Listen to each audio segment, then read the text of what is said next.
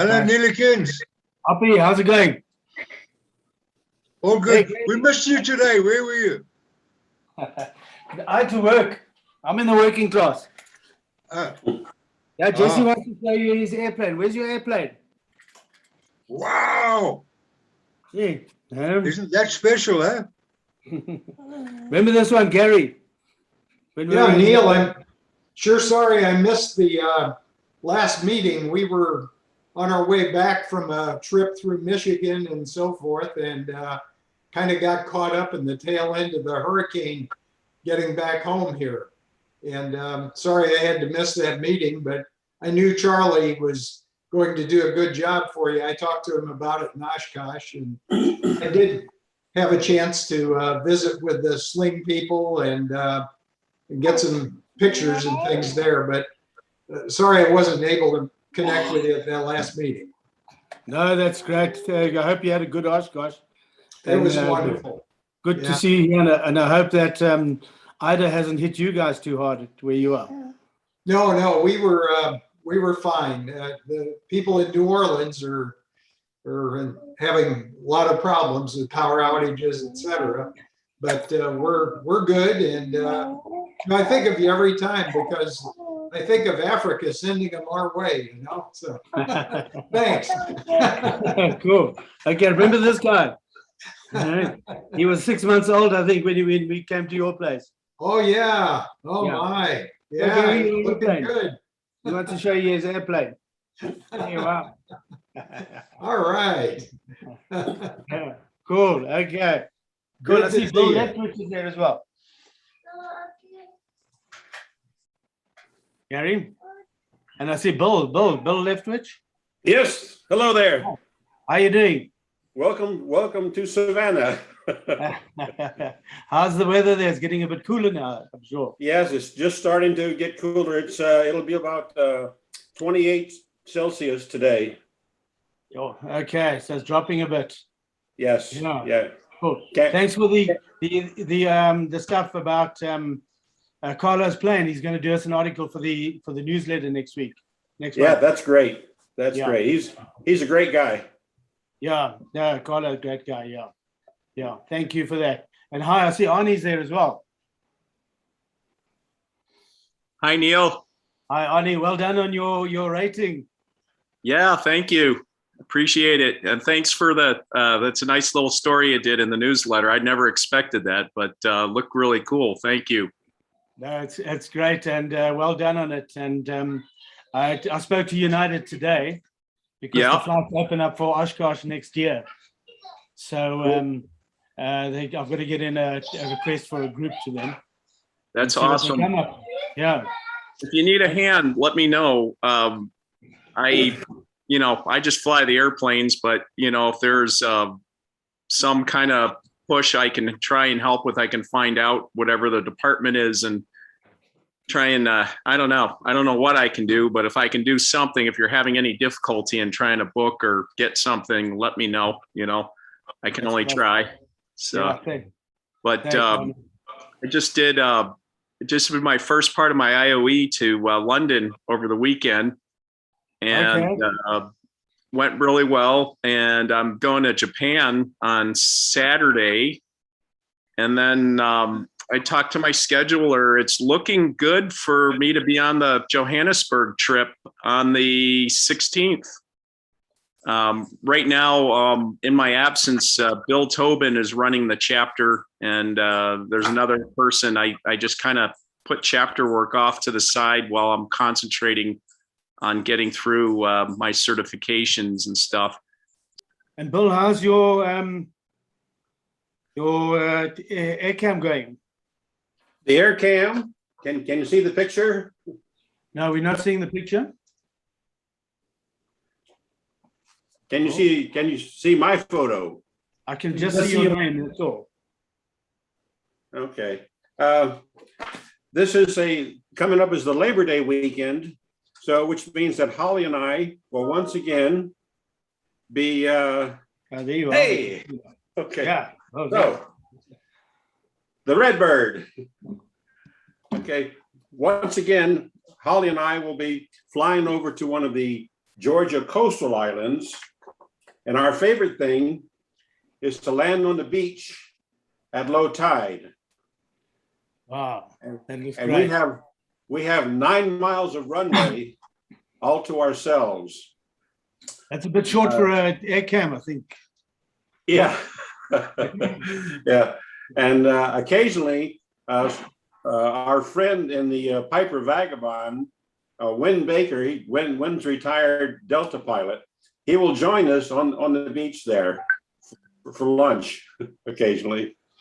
Okay, And, he was with you at Oshkosh, I saw. Oshkosh was that was the best Oshkosh without a doubt. Holly and I both enjoyed it. We had a great time. It was so good to see all of our old friends again. You know, we felt like we've been in a cocoon for the last couple of years, and just being out among the folks again and among airplanes, everybody was euphoric. That's the best word I could express. And There was only one thing missing in Oshkosh this year. South Africans. South Africans. That's right. Yes, We were very missing all of you in your group there. But Thanks, I'll agree that it was really good. Everybody was in high spirits and really looking to get back in the swing of things, and that's what everybody did. But we really missed you guys tremendously. Thanks. Yeah, Andy. I made it We missed over you to guys. the camping area where you used to be there, Neil, and it was very strange not to see that row of tents. And everybody missed your presence over there, I can assure you. But Thanks, Gary. Yeah, better times coming. hopefully we really missed not being there, and I hope Ani and them looked after our campsite for us. I saw it looked. Yeah, they actually put all the most of the chapters that paid for chapter camping. They were all on top of where you'd normally be. Our chapter was there, and a number of that whole row that ran north-south where you guys normally have all your tents was all the EAA chapter camping people that were there. So we had asked, like, if you were going to be there, we wanted to be attached to you guys, and I think next year, I think they're going to make a bubble where you guys are going to be in the middle, and they're going to put all the chapters around you for the chapter camping. I think that would be a really great way to have some good camaraderie and really build some spirit. We'll lead them astray, though. We'll have to behave, Hoppy. We'll have to behave that they surrounded us. That's their way of controlling us, Hoppy. Putting the barrier around you guys. Yeah. Well, I'm really looking forward to that, and it seems like that area is becoming a very active chapter camping area. So that's going to be wonderful. Looking forward to that. And I see that Larry's joined. Larry, are you there? Larry?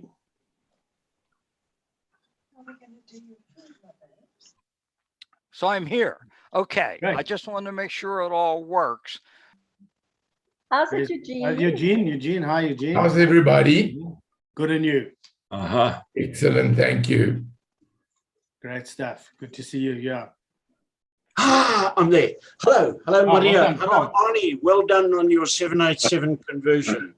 And there's Bill Leftwich. Hello, Bill. And hello, Gary. Hello, Carl.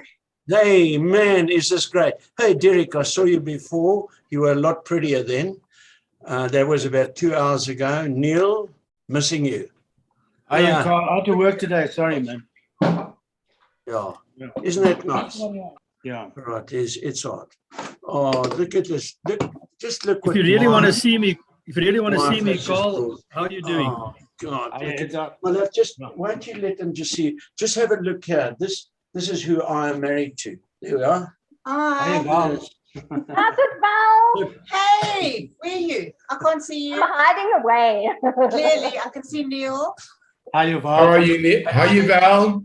I can see Derek. That was Eugene saying. Where? I don't see Eugene. Not there.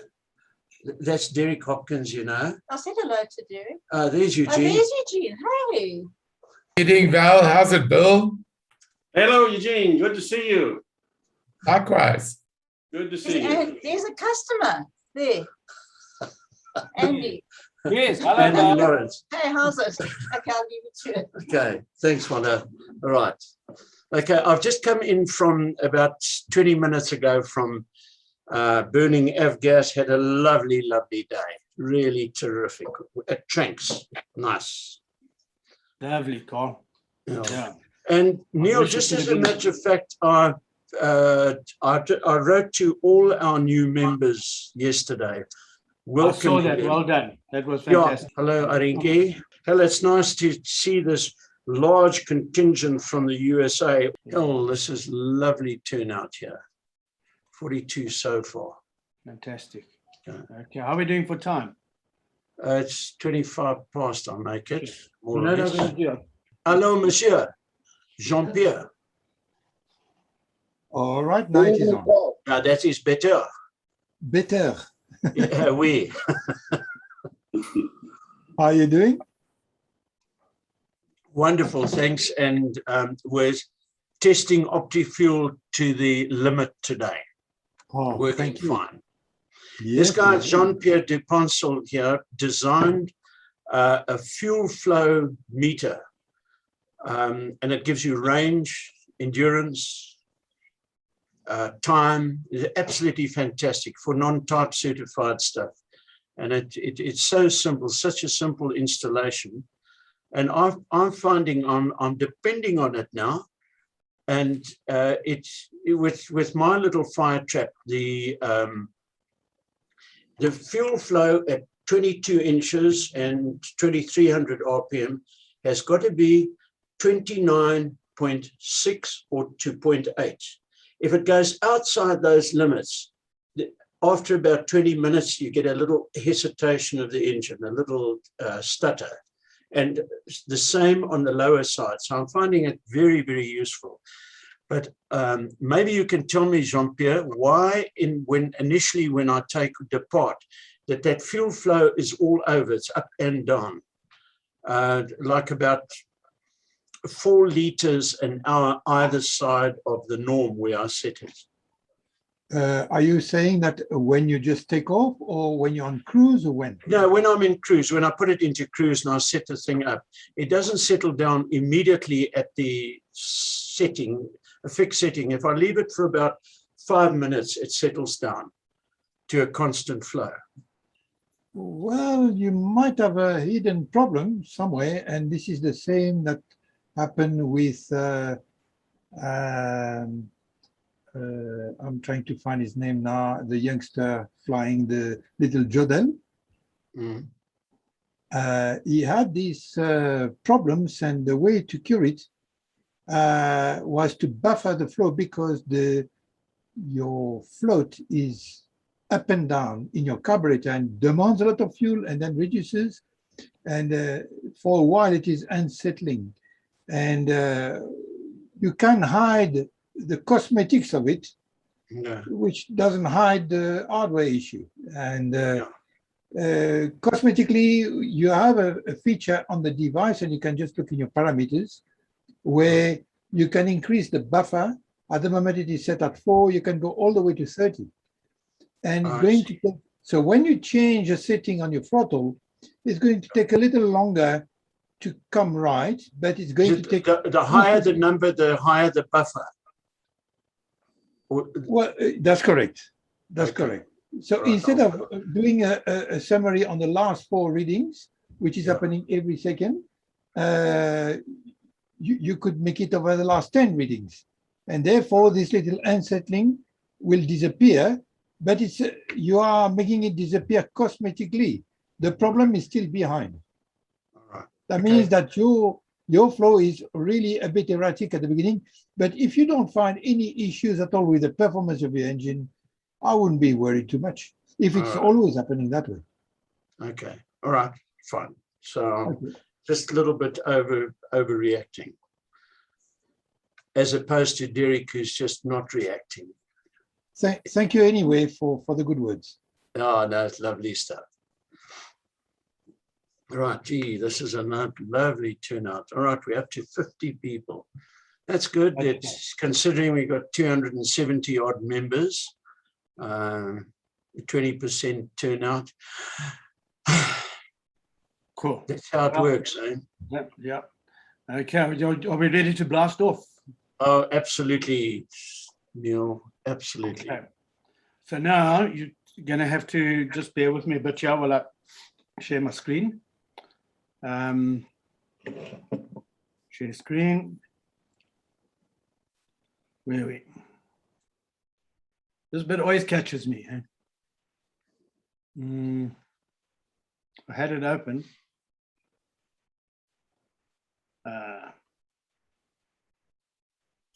Maybe I'm going to open it again.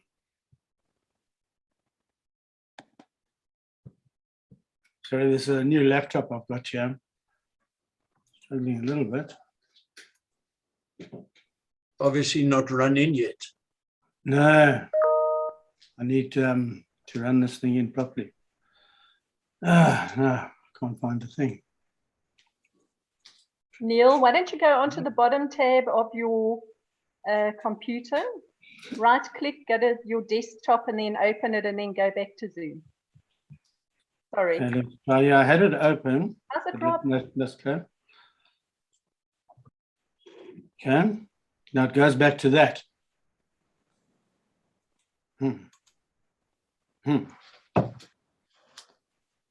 Why does it do that? Let me try here. Okay, maybe that's it. There's a sharing screen there?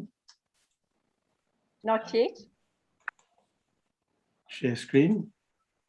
You see that it goes back to that. Okay. Here it is, yeah. Yeah.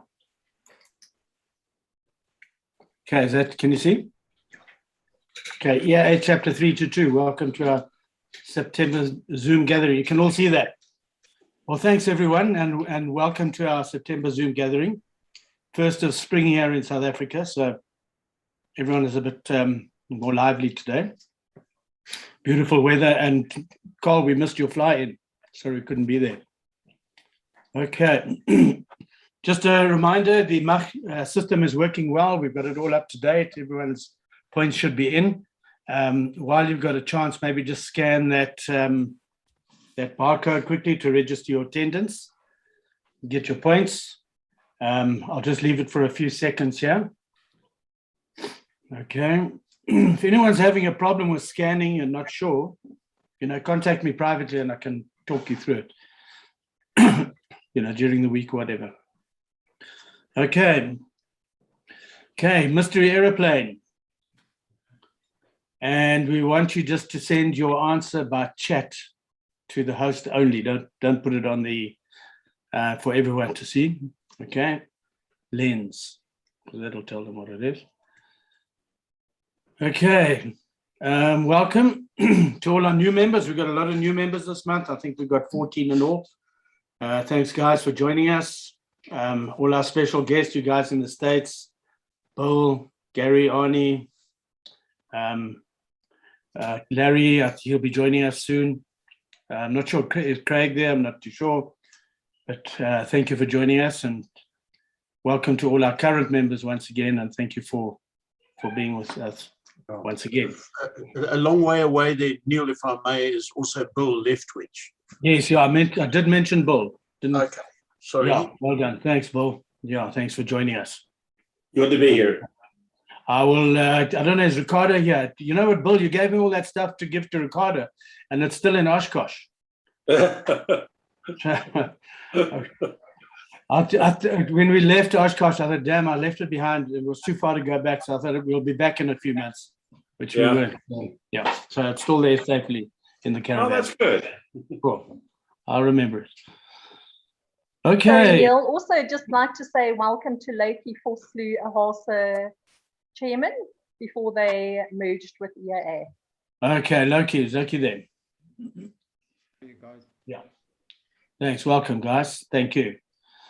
Okay, so tonight, Sean, are you there? Sean has got got an anniversary tonight. It's his and Anthea's 31st anniversary, and she's booked to go to some fancy restaurant. So I said to Sean, phoned me and asked if he could just talk about the movie night and pancake breakfast. Just some news on the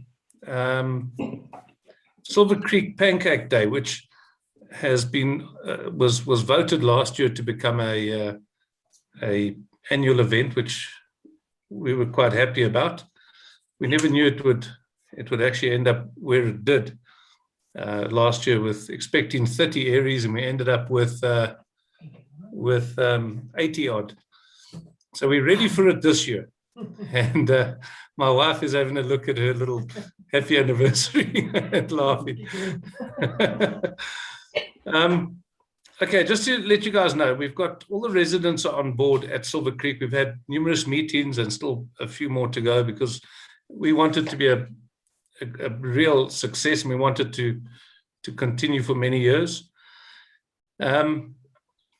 We've got one of the locals is a butcher, and he'll be supplying bribe packs at a reasonable price, so that nobody has to, those who are camping anyway for the Friday night for the movie night, don't have to bring anything with them.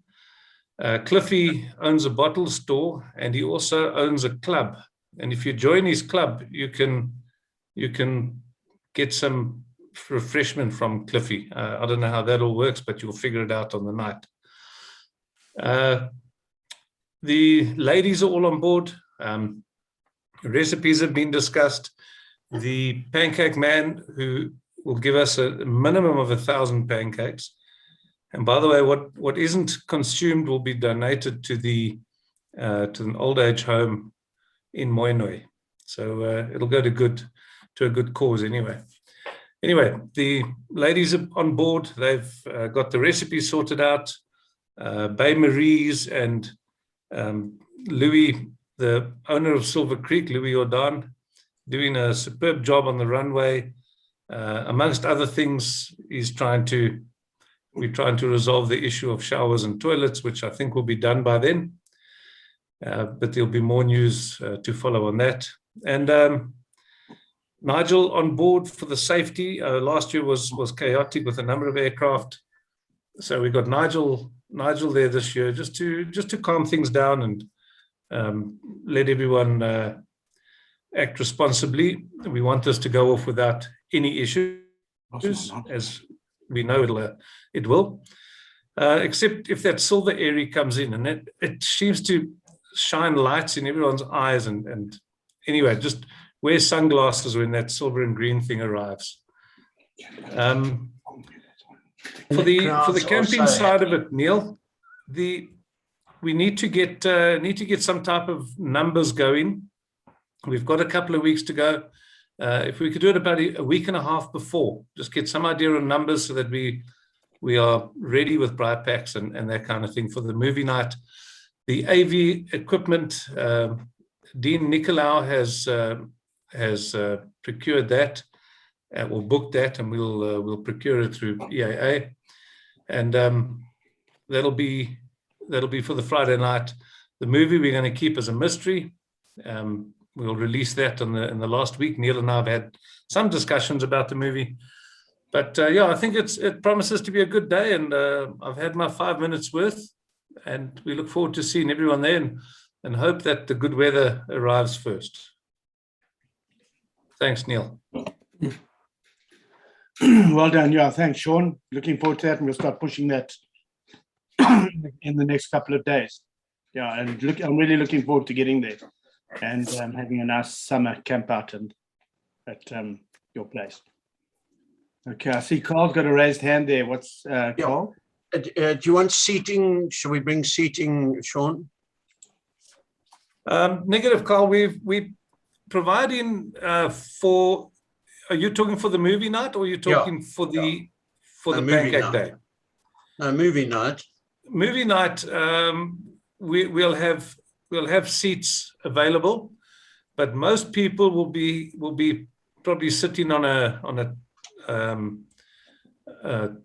blanket or a duvet or something on the nicely prepared lawns that Louis has been cultivating, and the screen's going to go up against a hangar, but it'll be sort of slightly raised so everyone has a clear view. But I think there'll be enough seats, Carl, not to worry. Thank you. Cool. Thanks, Sean. No problem. Thanks, guys. Enjoy your meal. Okay, cool. Thanks, Can I Sean. make a comment there about the movie night? Sure. That it can get quite cold there after dark.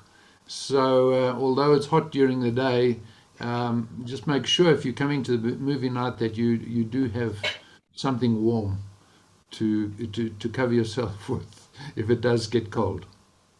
Good advice. Who was that, Moose? Hey, firm. Okay. Thank you, Moose. Okay. Can we move on? Yeah, all good, Neil. Thanks. Okay.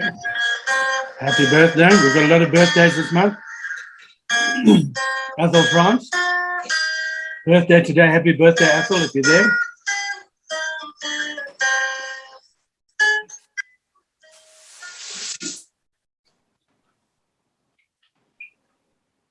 Right. I think we had 22 birthdays this month. So happy birthday, all of you. And have a good one. Okay, previous minutes, these were emailed. I just need a proposer and a seconder, and if you can just, we needed someone to speak, so we've got it on recording. Proposer, please. And Neil, I'll propose the minutes. Thank you. Who was that? It's Sean. Okay, and seconder, please. Stephen Turan. Well done, Stephen. Well done, Sean. Okay. Thank you. Okay, future events. Just move my thing there. So Saturday, 4th of September, that's this Saturday, there's a steady climb fly into Legend Sky Airfield. Legend Sky, is that Rhino Park? Correct. That is yes. Okay. Rhino Park. David say a few words about that in a minute. Friday, Saturday, 17th and 18th, that's the movie night and pancake breakfast. Friday, 24th to Sunday, the 26th, the 90th anniversary of the de Havilland Tiger Moth at Queenstown. The guys down there should be running a good show combined with the vintage cars. I think it's also the plane race to Heidelberg that weekend. 6th of October, Chapter 3 to 2 monthly meeting, gathering. 8th of October to Sunday, 10th of October, Tail Draggers, flying to Bella Bella. That was a really great one last year, so let's give them our support. Camp overnight there. Wednesday, 3rd of November, 3 to 2 gathering and AGM. And we're just waiting for, we'll be sending out the request for nominations for the new committee starting in November. Looking forward to getting all your new names.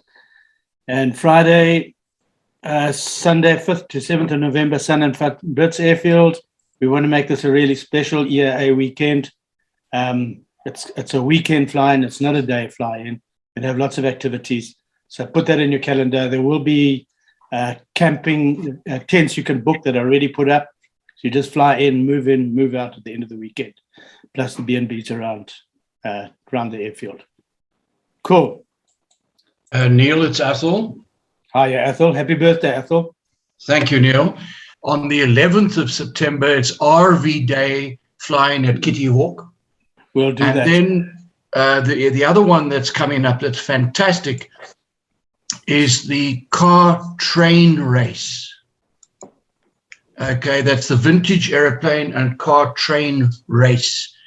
That is, or great train race. That is on the 24th of September at Heidelberg Airfield. A lot of vintage airplanes come in and vintage cars, and the steam train goes down to the Heidelberg station, and the vintage planes fly over the steam train as it's running down the railway line towards Heidelberg station. A Rovos train. Yeah. It's a Rovos train, correct? And all the vintage cars go down to the station as well for photography. And some of those cars are priceless. Thanks, Ethel. That's great. Yeah, we'll remind everyone in the WhatsApps. David, are you there? Do you want to just chat about your steady climb fly in this weekend? Yes, I will. Thank you very much, Neil. I appreciate the opportunity. Hi, everyone. David LaRue here from Pilot Insure. I'm here to tell you about the Steady Climb Fly-In. It's the third one like this that we're holding. The first two were in December last year, and the second one was in April this year. Two very successful events, well supported by many of the people in this room. So thank you very much for all of your support. And we look forward to continued support from the EAA and the rest of the aviation fraternity. Thank you again. Just for the guys that don't know, Steady Climb is a fly-in with a mission. And that mission is to raise funds for a good cause. And that good cause is to help businesses that have been started by aviators who have lost their incomes in the last 18 months due to whatever reason, be it COVID or SAA or whatever the reasons are. But out of necessity, a lot of those people have started businesses, and we were racking our brains at Pilot Insurers how to help these people and to how to help the aviation industry in general weather the storm a little bit. And the best we could come up with was a massive fly-in that was for aviators by aviators, and creating the platform where these businesses and aviators, people from our industry, to come together and to support each other. So that's the ethos behind it, and we would really like to see the continued support. Just a little bit something new about the event on Saturday, and it's something that we've added, is obviously the expo portion to it.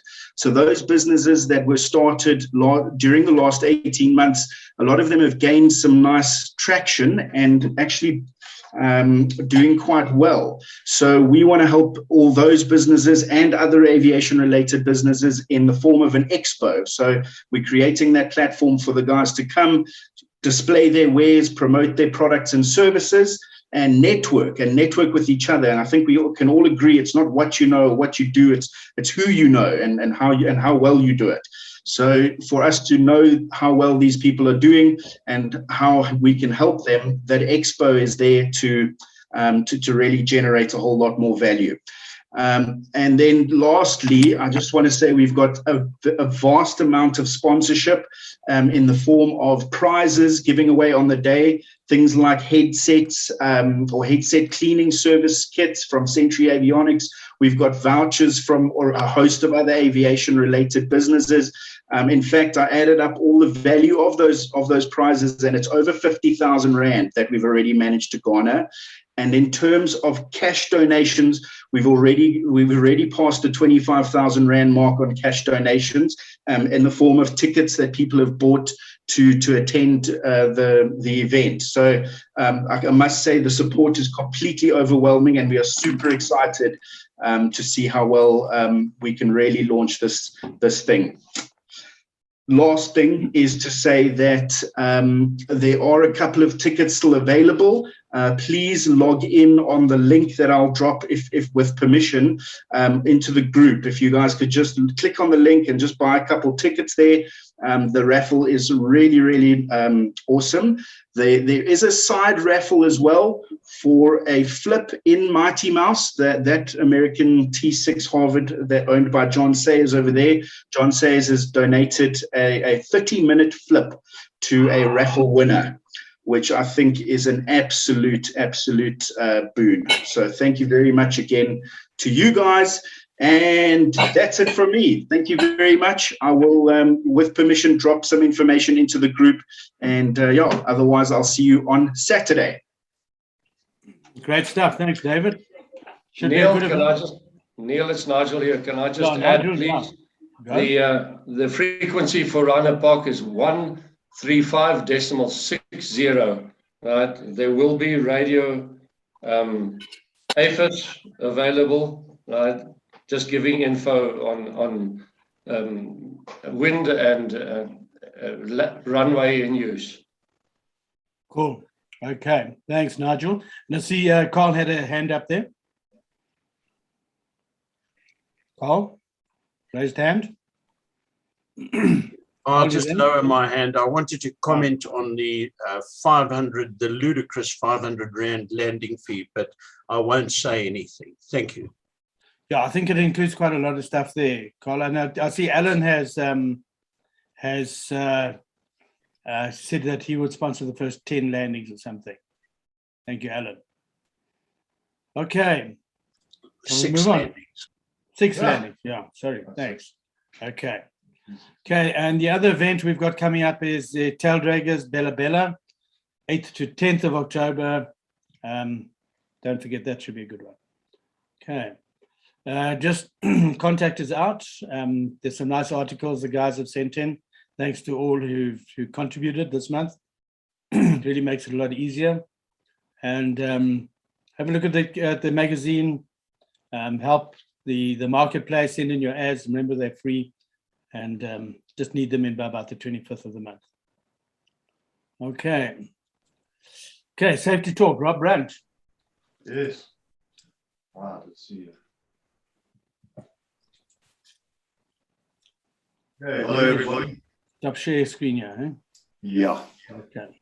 Okay. Let's start the video. Good. Hi, can everybody see me? All right, folks. Right, what we're going to talk about, in fact, just to start off with, what I'd like to do is set the scene, or just come up with a kind of a scenario, just so that you can use your imagination. So what I thought about is the recent snow that we've encountered in South Africa. So for the folks from the US, South Africans are quite get really excited when we see snow. So over the past 2 or 3 weekends, a lot of people have been driving, say, from Durban or from Johannesburg to go and check out the snow. So the scenario that I want to paint or create is, so for example, you decided you want to go and see the snow down at Drakensberg. You decide to plan taking your aircraft and your family down. You do a little bit of planning. You've got say for example, you've got a friend close to the Harry Smith area, and you're going to fly down, plonk your plane down on the runway there, get your mate to come and fetch you in the car, and you go and check out the snow. All right. So you do a little bit of planning, check out the weather. Weather seems okay, and then you embark on your flight. As you get close to your destination, around the Harry Smith area, you realize that the cloud base is getting lower and lower. The ground, or the elevation rather, is getting higher and higher. So eventually you get caught into, or you get yourself into a situation which was the topic of last month's discussion, which is basically scud running. And then at a certain point, you've got to decide what you're going to do about this. So you get, say, for example, within 20 miles of your destination, but you realize that you're going to have to squeeze yourself between the lowering cloud base and the higher ground. So now you've got to come up with certain, let's say, options or decisions, whether to continue, divert to an en route alternate, or just call it a day and go back home. A decision-making process is, as I said, it's a process. And there are various steps to this process. So the topic I'm going to talk about tonight is part of that process. So just bear with me while I share a screen. So see if I can get it right this time. Good. All right. Can everybody see the PowerPoint presentation? I hope it's there. Okay. Right. So looking at the definition of judgment, it's a process or an ability which pilots use to form conclusions and to come up with some wise decisions based on the available information or evidence and certain probabilities. What I like to do here is to dissect this paragraph. So process is a verb. In other words, there are a whole bunch of steps in this process, and ability is kind of a noun. You have the ability to make certain judgments, and the better your ability, of course, the better your judgment it is in certain situations. And ability takes practice and experience. The other thing about judgment is you use it to form certain conclusions, but judgment deals mostly is a situation where you mostly deal with where you don't have enough facts. You've got to make up certain assumptions. You don't have all the evidence in front of you. You don't have all the facts in front of you, such as, for example, the scenario where you are scud draining with a lowering cloud base, you're 500 feet above the ground, low level.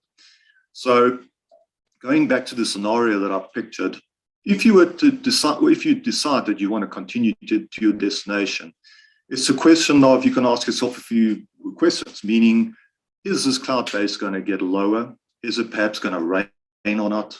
And so on and so forth. How is the wind blowing? Is the valley that I'm flying down a closed valley?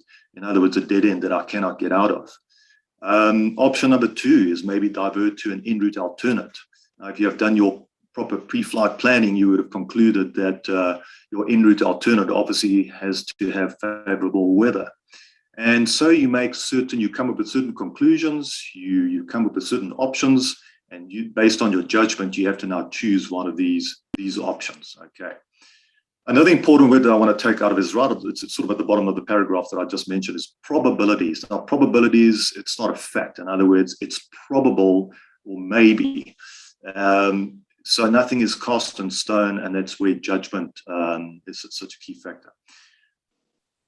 I included a word there called wisdom, and just to come up with the definition of wisdom, it's a quality that pilots possess, or any human possesses, and it's a quality of having experience and having knowledge and good judgment. And that is why I brought in this word. So good judgment has to do also, they're sort of holding hands. It's the same as having good wisdom, okay, to make good judgment and thereby making good, wise decisions.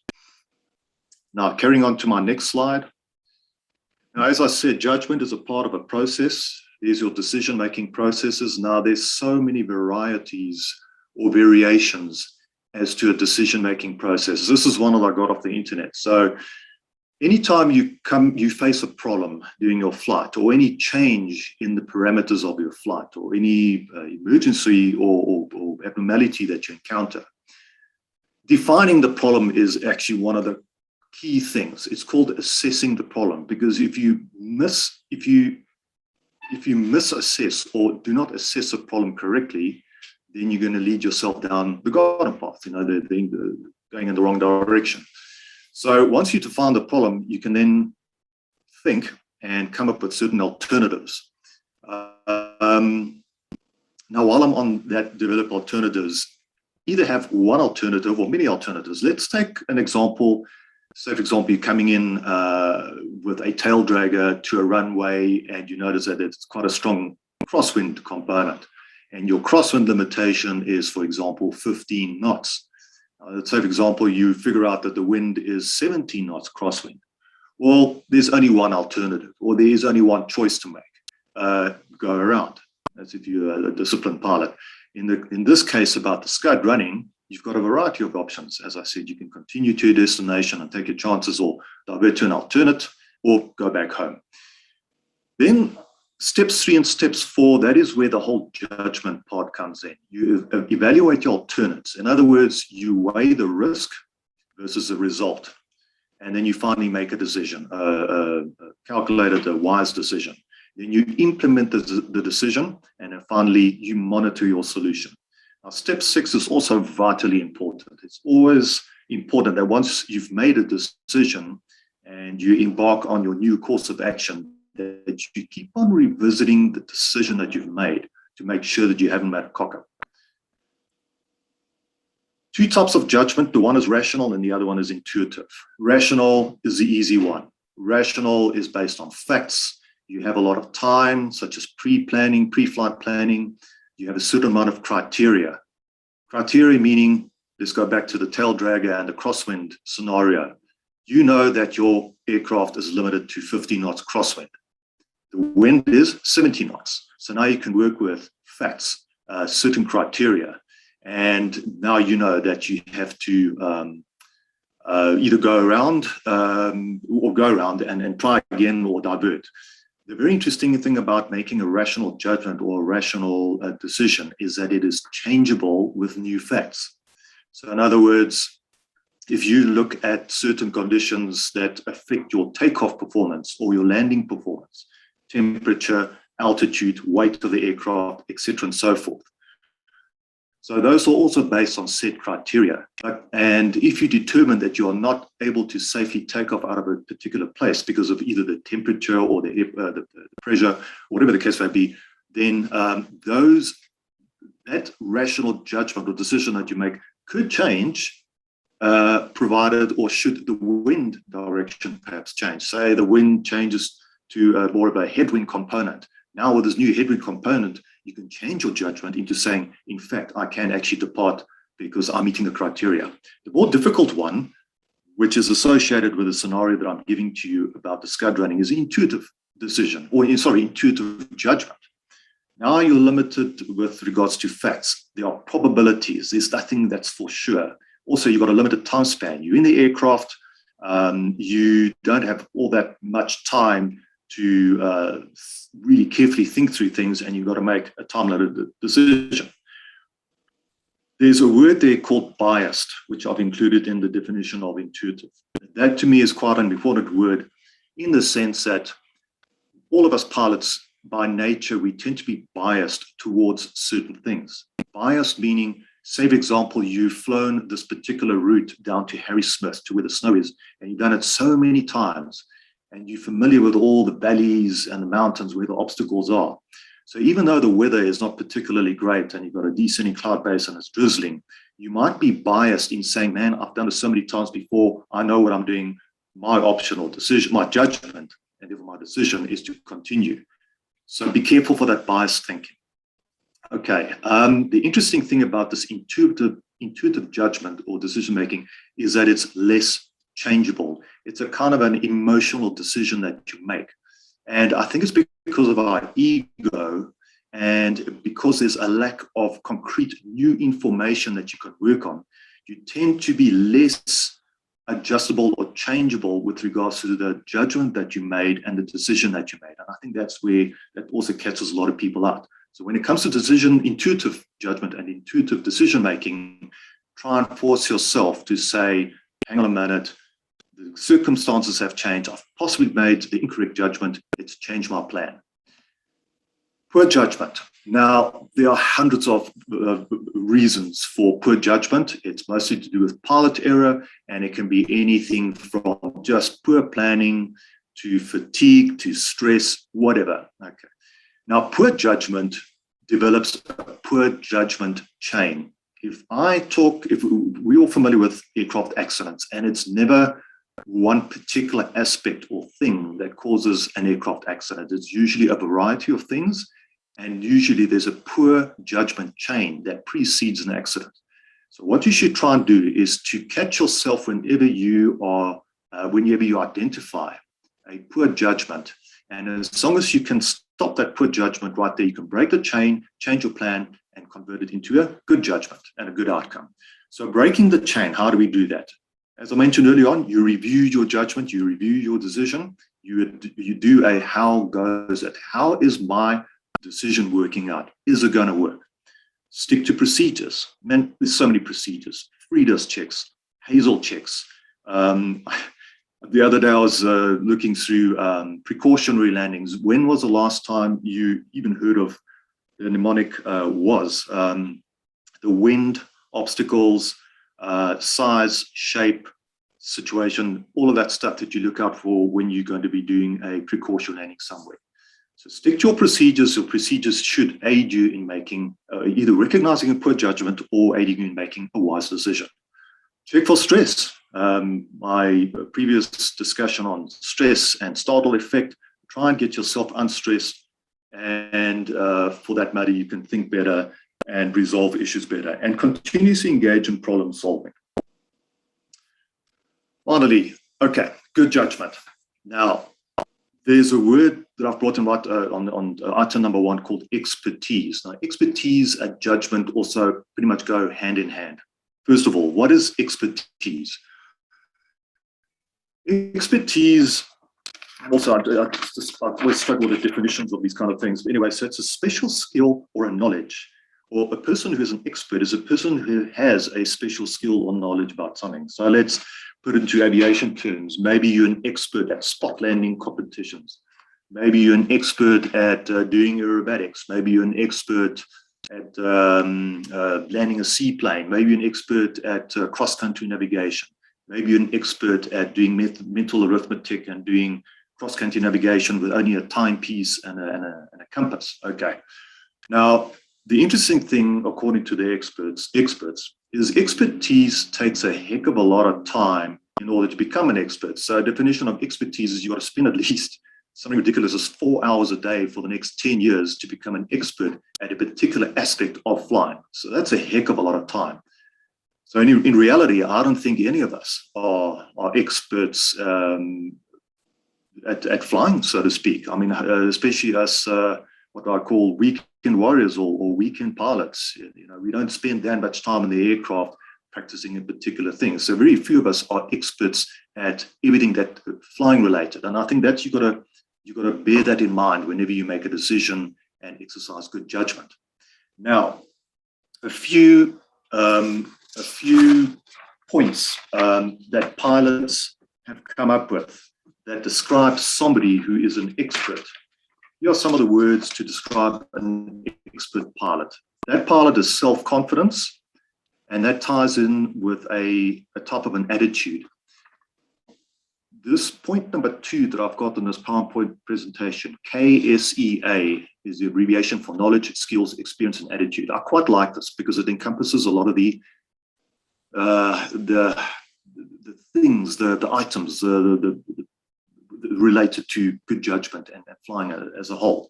So self-confidence ties in with the bottom word, attitude. Another distinguishing factor of an expert is somebody who's highly motivated to learn, in other words, to gain knowledge and to constantly practice their skills. And that ties in with skills.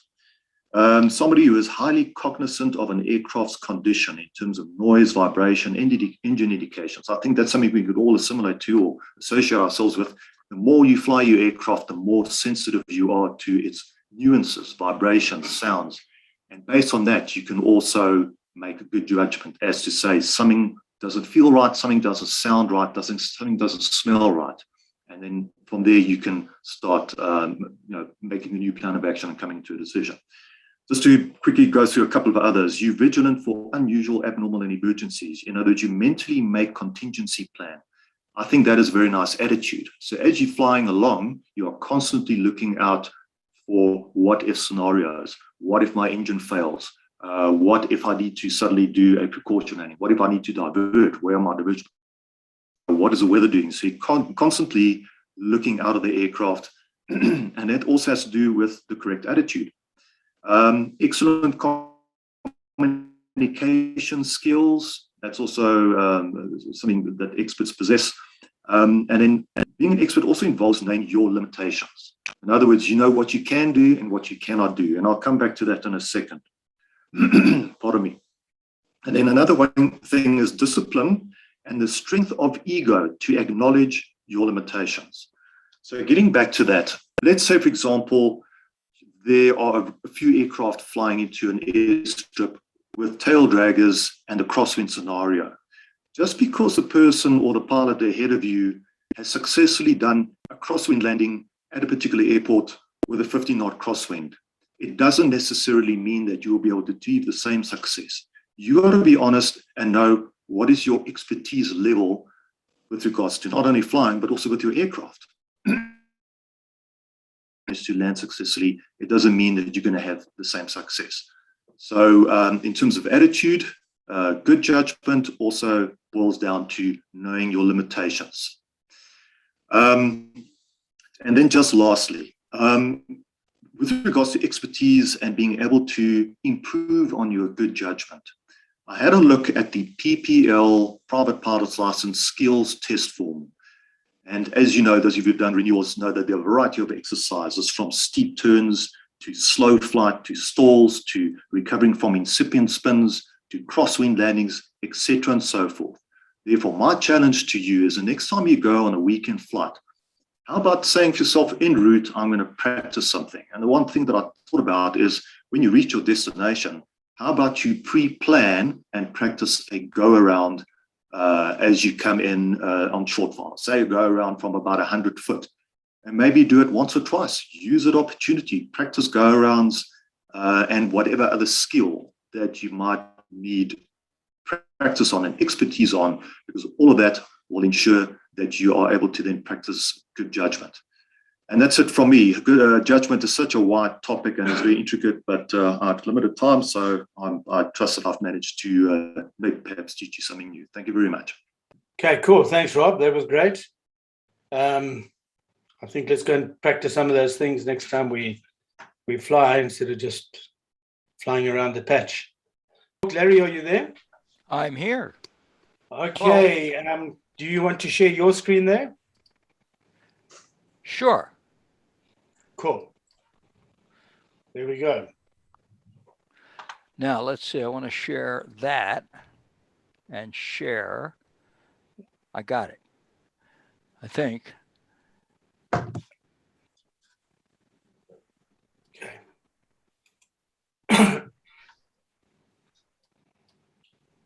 Yeah, we got your screen there, Larry. Now, does that look like the leads? Does that look like the lead slide to you? Beautiful.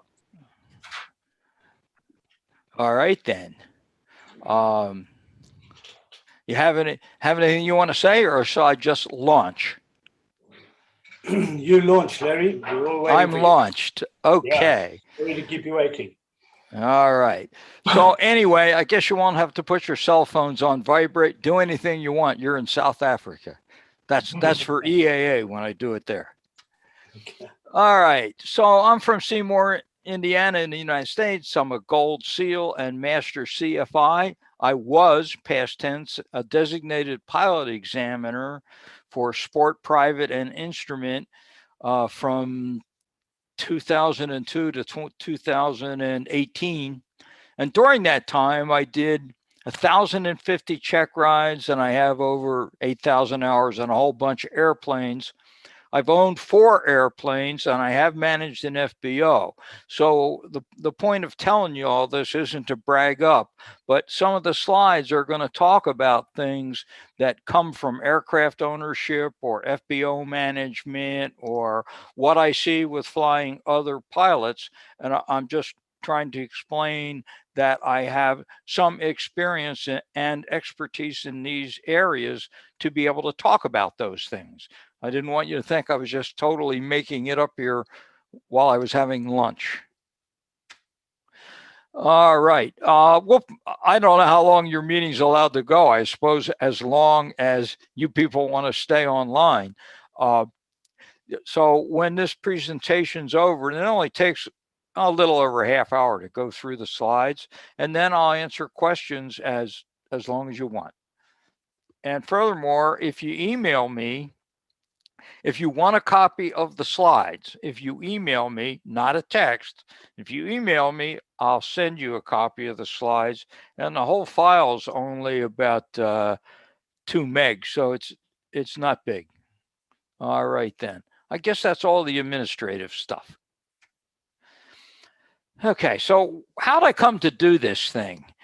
I created this presentation because while I'm doing check rides or flight reviews or just flying with other pilots, I just saw over time, many years, people just working their butts off to fly their airplane, when in fact, if their original instructor or instructors had told them a few things, boy, their flying would be just so much easier and safer, and it wouldn't cost them as much money. And I'm going, gee, why don't instructors tell people these things? So I said, well, gosh darn it, I can tell people these things because I speak at Oshkosh and I talk to EAA chapters, and I can pass the word. So that's how I came to create this presentation. So what I want to talk about today then is I want to talk about tricks you can do with a trim wheel, which basically is how can you make the airplane work harder for you? You're paying good money for the airplane, either because you own it and it costs lots of money to own it, or because you rented it and you're paying a lot of money per hour. But in any case, you should put this airplane to work for you. We can talk about things you can do with mixture and throttle. There are certain things with radios and instruments that you can do that make things easier, so you're not trying to do 6 things at once while you're flying. You can talk about rudder usage.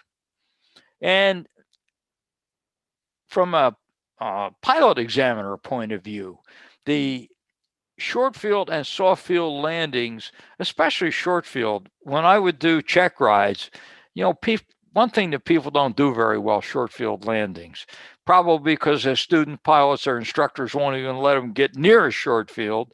But then after you get your pilot certificate, you want to go to different fly-ins. I was watching some of the screens during your meeting where Neil was showing screens about different fly-ins and so forth that are coming up. Looks like some of them are grass fields to me, and we have plenty of them here in the States as well. Some of those grass fields are pretty short.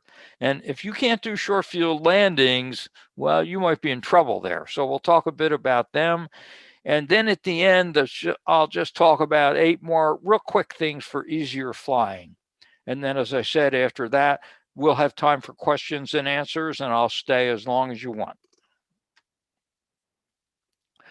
The only thing, I guess I already talked about this screen while I was babbling over the last one. One of the things, though, if instructors would help students to make things easier for them, maybe we wouldn't have the pilot trainee dropout that we have. Here in the States, at least, it's about 70%. Or saying it the other way, only about 30% of people who start pilot training complete their pilot training and get a private pilot certificate. 70% dropout rate is pretty dismal. And I think part of it is because instructors are making this harder for students than it needs to be. And you know what?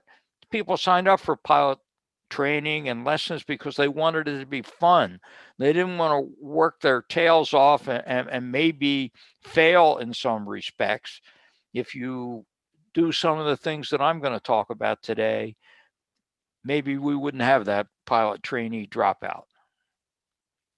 So, having said that as an introduction, here's 22 things that will make your flying easier, safer, cheaper, and a whole lot more fun.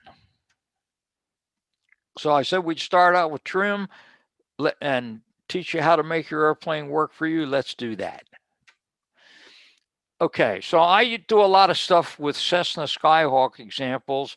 At least in the United States, it's absolutely the most common airplane. And I've owned one and I have an enormous amount of time in them. So I like to use them for examples.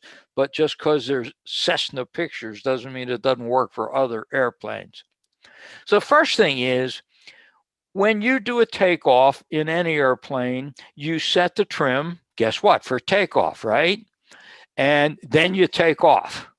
Okay, you have some typical or normal climb speed that you'd like to fly at while you're climbing to altitude. So after you take off, then you adjust the trim so the airplane flies at that particular speed at full throttle, which is how we climb most light airplanes. I know if you have an airplane with a bigger engine or a constant speed prop and manifold pressure, yeah, you might back down to some cruise climb speed, but whatever, after you get to that power setting, you adjust the trim to fly at the speed you want. Okay, so once you do that trim adjustment, do yourself a favor, look down at your trim position indicator, wherever it might be. Here in this picture to the right, my trim indicator shows that the indicator bar is just below the letter O in the word off. Well, how about you remember that? And then the next time you fly that airplane, don't worry about setting the trim exactly at the takeoff mark, because guess what? As airplanes get older, cables stretch, stuff moves.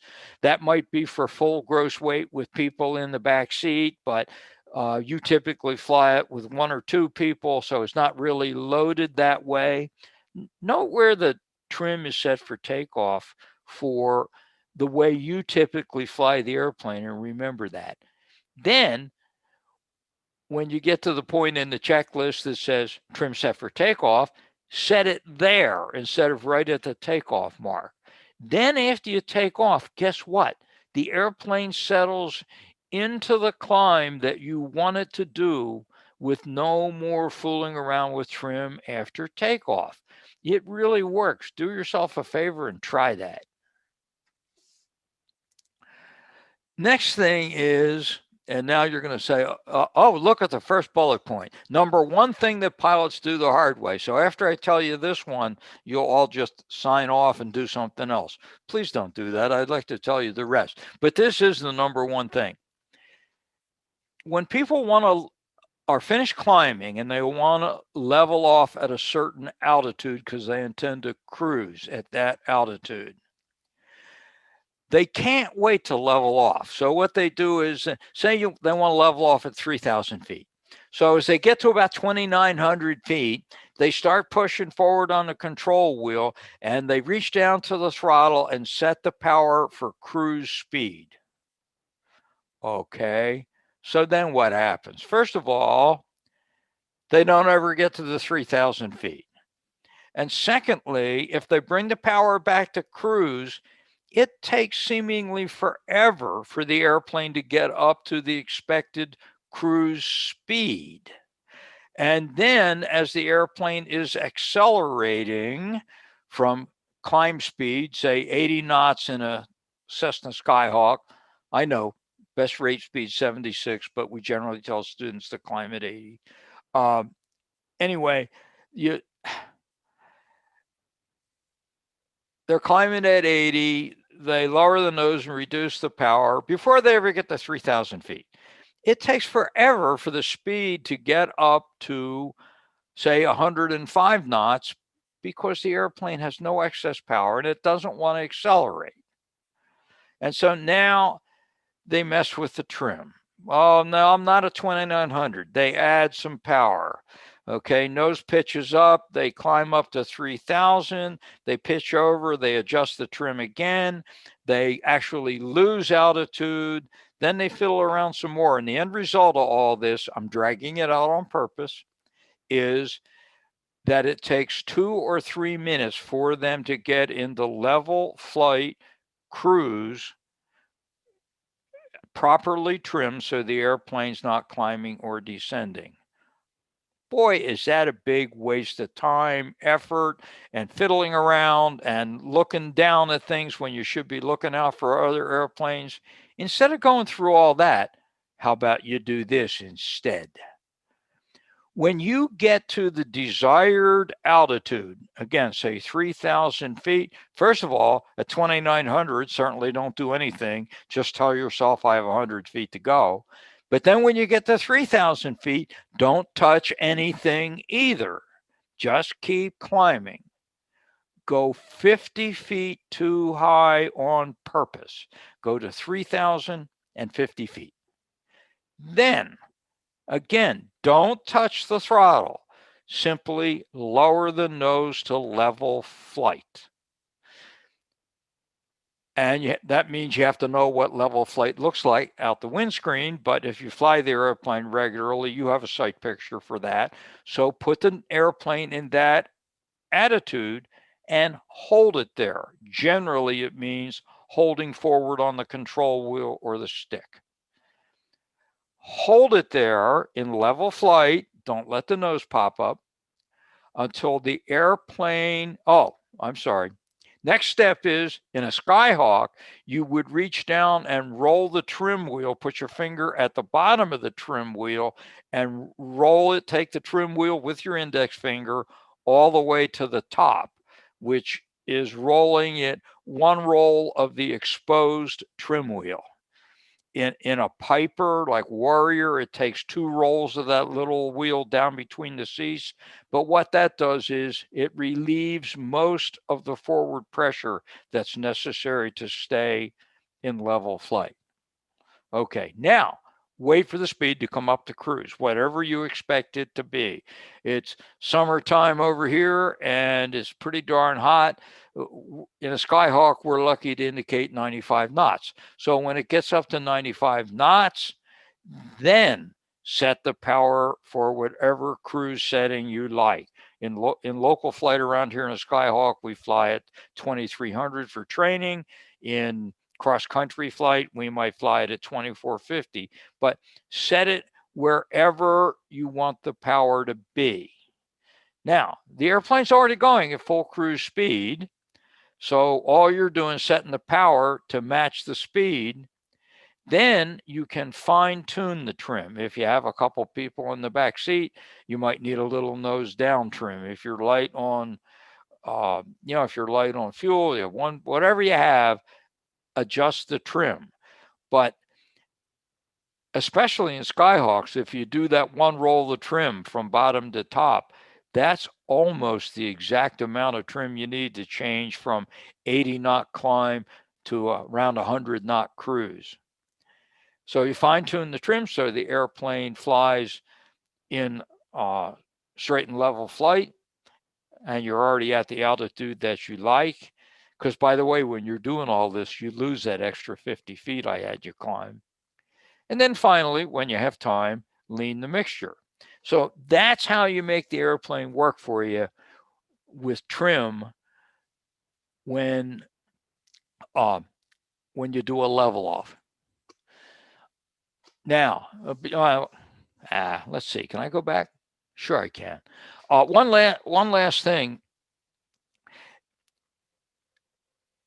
I would say in that level off. I think I'll just let it go.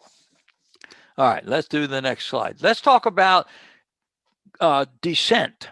If you're flying along at a higher altitude because you're on a long trip, say you're up at 6,000 or 7,000 feet, but you want to descend to say 3,000 feet because now you're going to hunt for the airport at the destination. So how do you do that and make the airplane work for you? Reduce power by 300 RPM, or if you're flying an airplane with manifold pressure, bring the manifold pressure back 3 inches. Don't touch the trim, just let the nose seek its own attitude and don't enrich in the mixture yet. So the airplane starts down of its own accord. You don't have to do anything else. Note the rate of descent. Maybe you get 600 feet per minute, for example. If you're getting an average of 800 feet per minute, and I know it varies a little because you're flying through updrafts and downdrafts and so forth, but if it's 600 feet per minute, take 10% of that. That would be 60 feet. Now, as you're approaching your target altitude, say 3,000 feet, when you're that number of feet, 60 feet above the target altitude, in this example, 3,060 feet, and you're still descending, just reach down to the throttle and bring the power back up to whatever power setting you had before you started the descent. And do it promptly and bring it all the way back up. If you were turning 2,400 and you retarded the throttle to 2,100, bring it all the way back up to 2,400. Now, I know if you descended thousands of feet and you're a manifold pressure airplane, the manifold pressure goes up an inch for every 1,000 feet, roughly. So you would have had to keep retarding the throttle anyway on the way down. But bring it back up 3 inches. Don't bother to touch the control wheel or the stick. As you bring the power in, the airplane nose will come up all by itself, and it will level off at the desired altitude because it'll use that last 60 feet while it does its nice smooth level off all on its own. Then you can reach down and enrich in the mixture a bit, because now you're down in denser air and you don't want to deprive the engine of enough fuel. While we're doing trim stuff, what do you do if the engine fails? Okay, first thing you do is we're all trained to fly the airplane at best glide speed. In a Skyhawk, that's 65 knots. Okay, so the next thing you should do, and instructors generally tell people this, is they tell them, hey, you got to trim the airplane to fly at 65 knots so that you don't have to worry about the airspeed while you're doing the other things you have to do to deal with an engine failure. Okay, so the applicant pitches for 65 knots and gives the trim wheel a couple rolls of trim in the nose up direction. And then they relax back pressure and they go, oh, rats, that's not enough. And they give it a couple more rolls and then they try again. And it's, oh, rats, that's not enough. And so forth. So they keep trying. And by, you know what? They get there.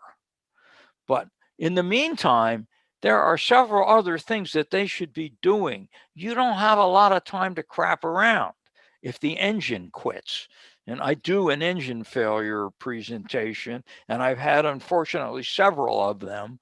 And I can tell you don't have a whole lot of extra time. So here's the solution. After an engine failure, add some back pressure to slow to 65 knots or whatever the airspeed is for your airplane, and then move your trim wheel until it reaches the stops. Go to full nose up trim.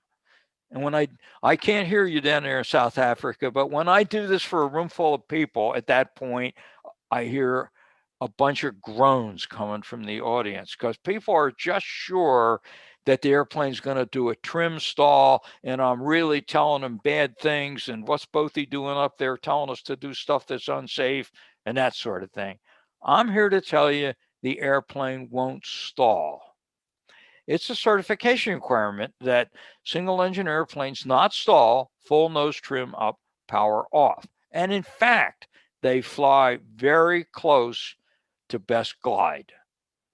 Skyhawks typically fly at 63 knots, full nose up trim. And you say, well, that's not 65. Well, yeah, but that 65 knot best glide speed was at full gross weight, right? But you're rarely at full gross weight. You've burned off fuel. You don't really have 4 people in the airplane. You're lighter. And then best glide speed is actually a little lower. I'll take that 65 knots 63 knots every time. The only thing caveat in this is if you're practicing it, you have to be careful when you recover to normal cruise power.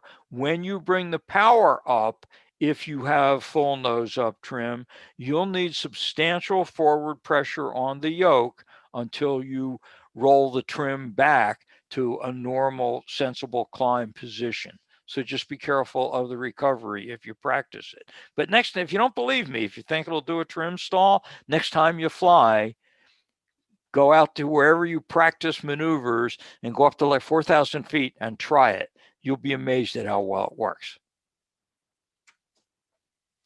Okay, let's move away from trim and speak about mixture and throttle. This one is to save less work. And oh, by the way, let's save some money. Lord knows this flying little airplanes around is sufficiently expensive.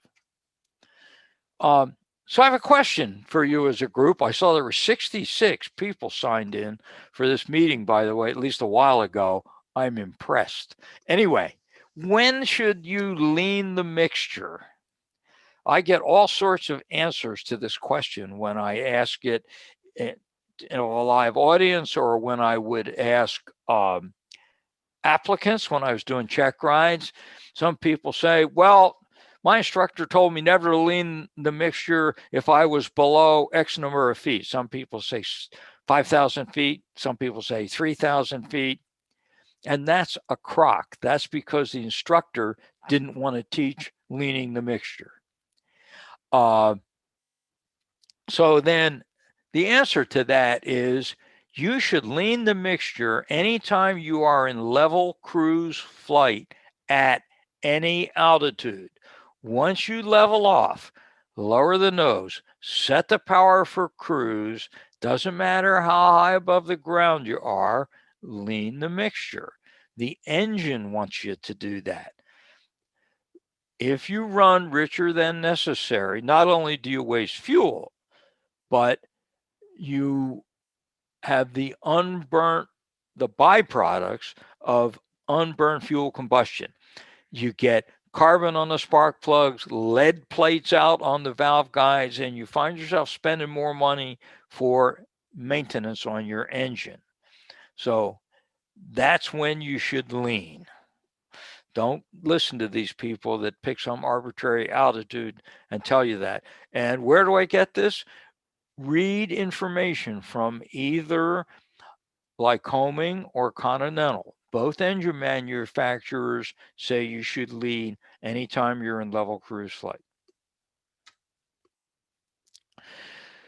So one of the things you should teach yourself to do and actually do is do ground leaning. Once you start the engine, most small general aviation airplanes run quite rich at idle or low power on the ground. So once the engine's running smoothly, you should do what Cessna terms a 2-finger lean. You pull the mixture out so that about 2 fingers width of the shiny shaft is showing, and that's almost always the right place. Now, you can find out for your airplane where you should lean it. Once you have the engine running and it's running smoothly, retard the, and by the way, pick about 1,000 RPM, because 1,000 RPM is the taxi power setting for most small airplanes. You don't taxi around a dead idle, they hardly move. Anyway, screw the mixture out until the engine falters, and then screw it back in until it runs smoothly, and then notice how much of the mixture control shaft is exposed. You're going to find out that it's about 2 fingers width. I have little skinny fingers. Some people have short, fat fingers, but you'll figure it out. But once you figure it out, then you don't have to go through the laborious procedure of doing formal leaning, of screwing the mixture out till it falters and screw it until it runs smoothly. Just pull it out, whatever that normal distance is, and you're good. It keeps the valves from sticking and the plugs from fouling. Whenever you're sitting still, you taxi over and stop behind the hold short line. You're going to fold your chart. You're going to put navigation information into your radios, GPS, whatever else you have to do. Make sure you and your passenger safety belts are buckled. You got to do a run up. But while you're sitting still, set the power for 1,000 to 1,200. Don't sit there turning 650 RPM. Why?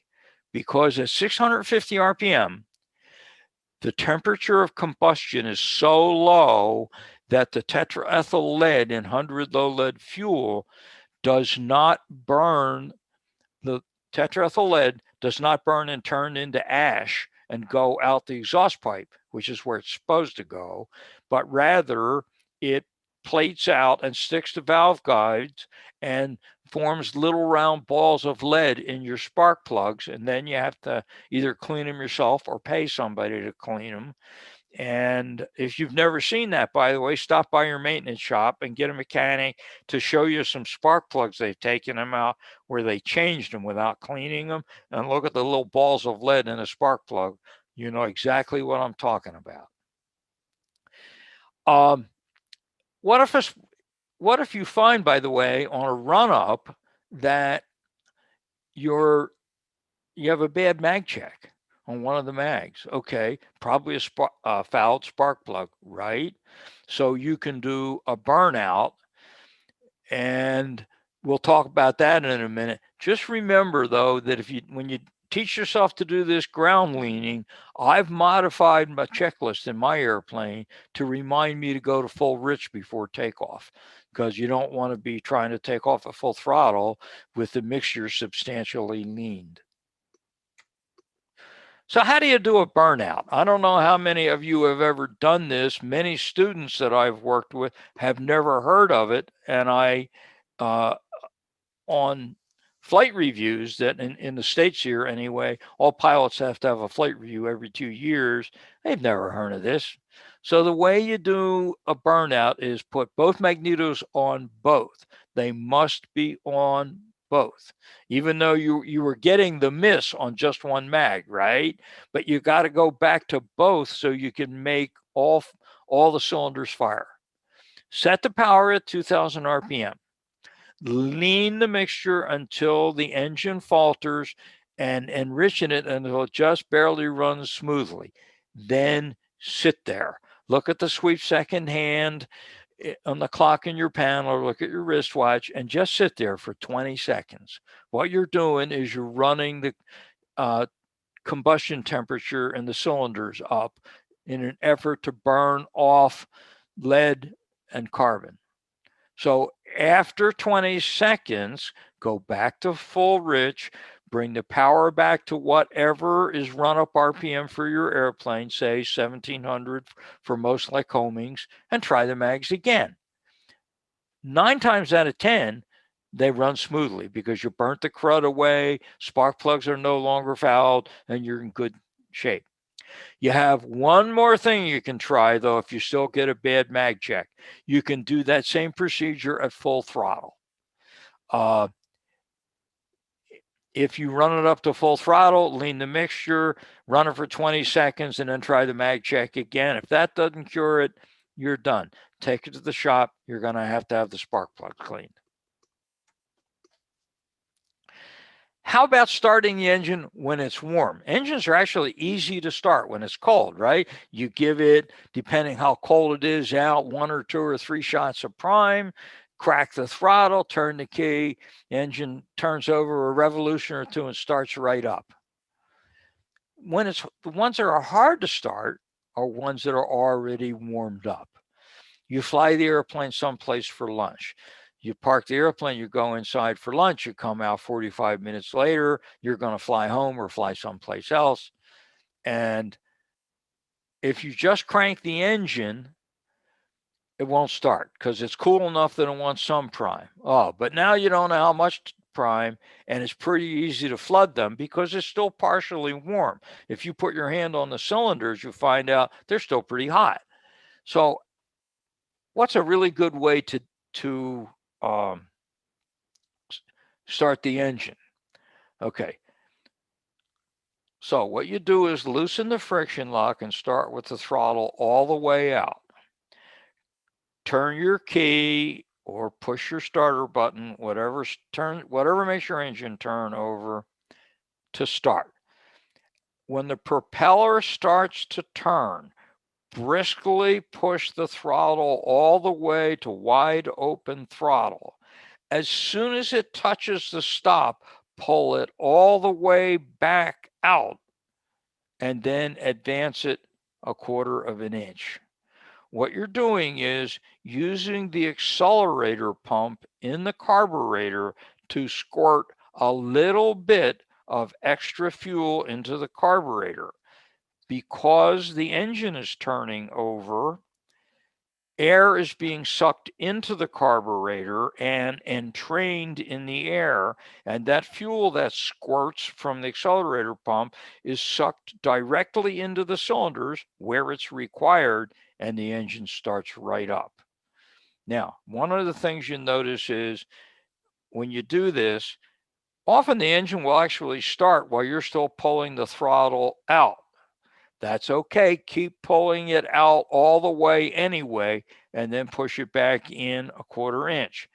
If you stop pulling the throttle out and when the engine fires and starts, then what happens is it starts with a heck of a roar because it might be 1/3 or half of the way in, and never mind it running around 1000 RPM, it's going to turn 1800.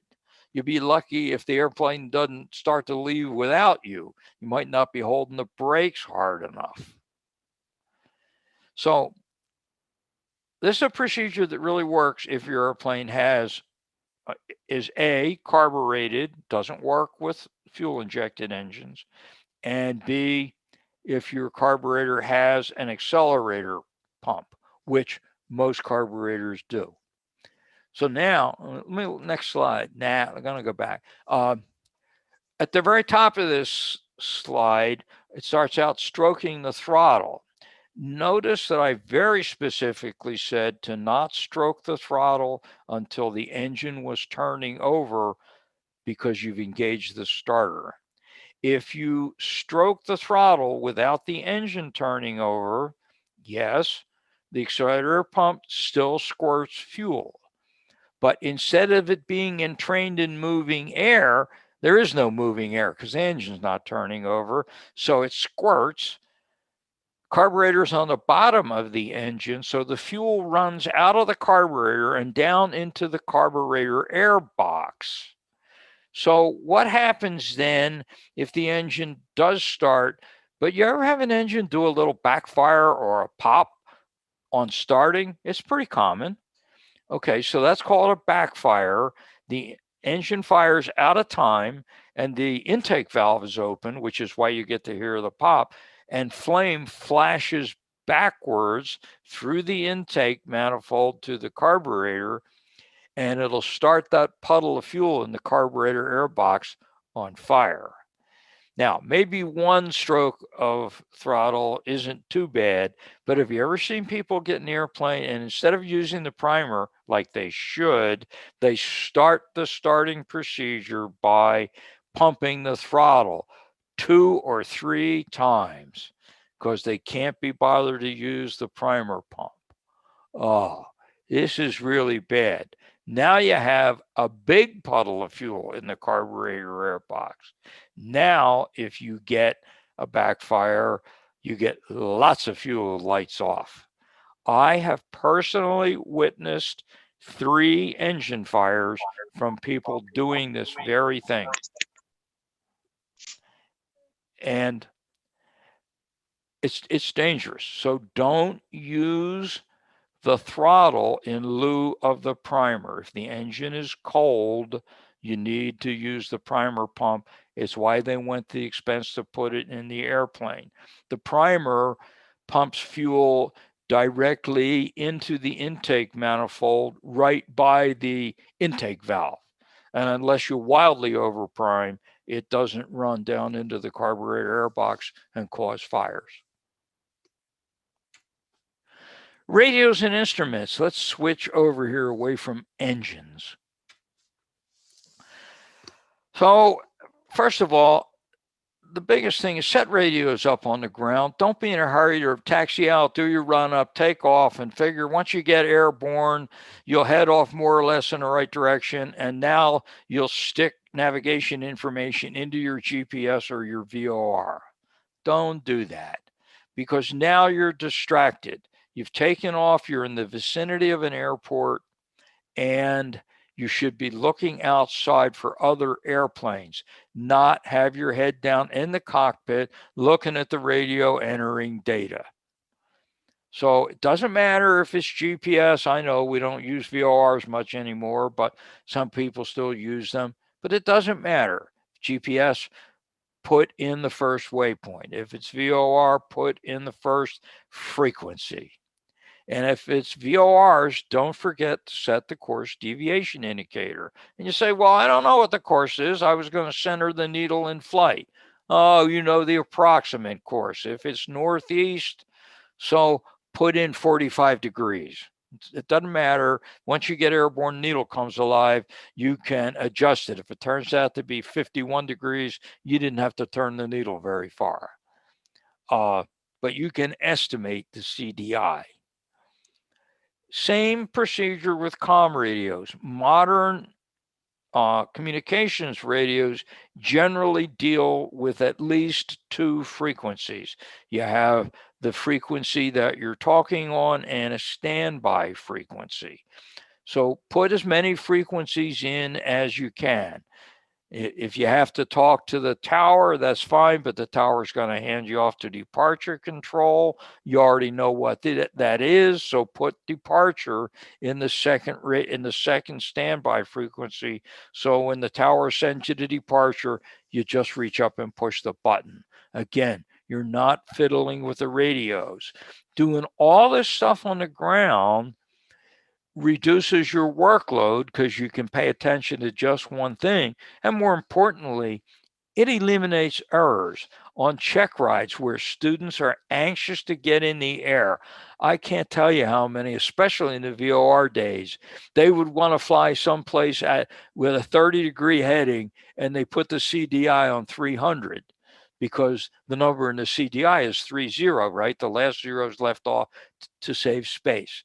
They wouldn't have done it if they had set it up on the ground, but now they're in the air and they're in a hurry.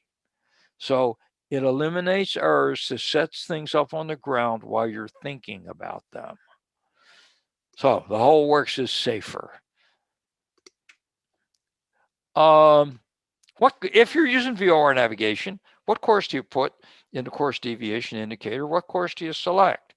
Well, you very carefully, maybe, calculated what your course ought to be using winds aloft in your E6B flight computer or something on a program on your phone or whatever, however you did it, and you ended up with a compass heading, right?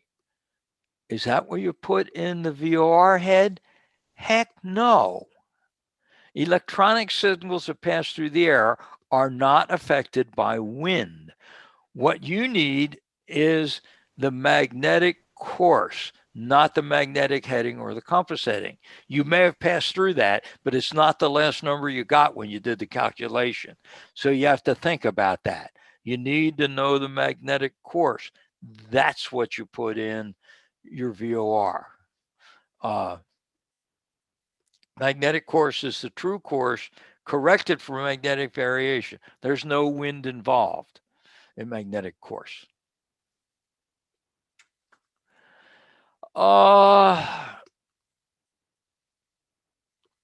You should match the heading in your directional gyro with your wet compass often.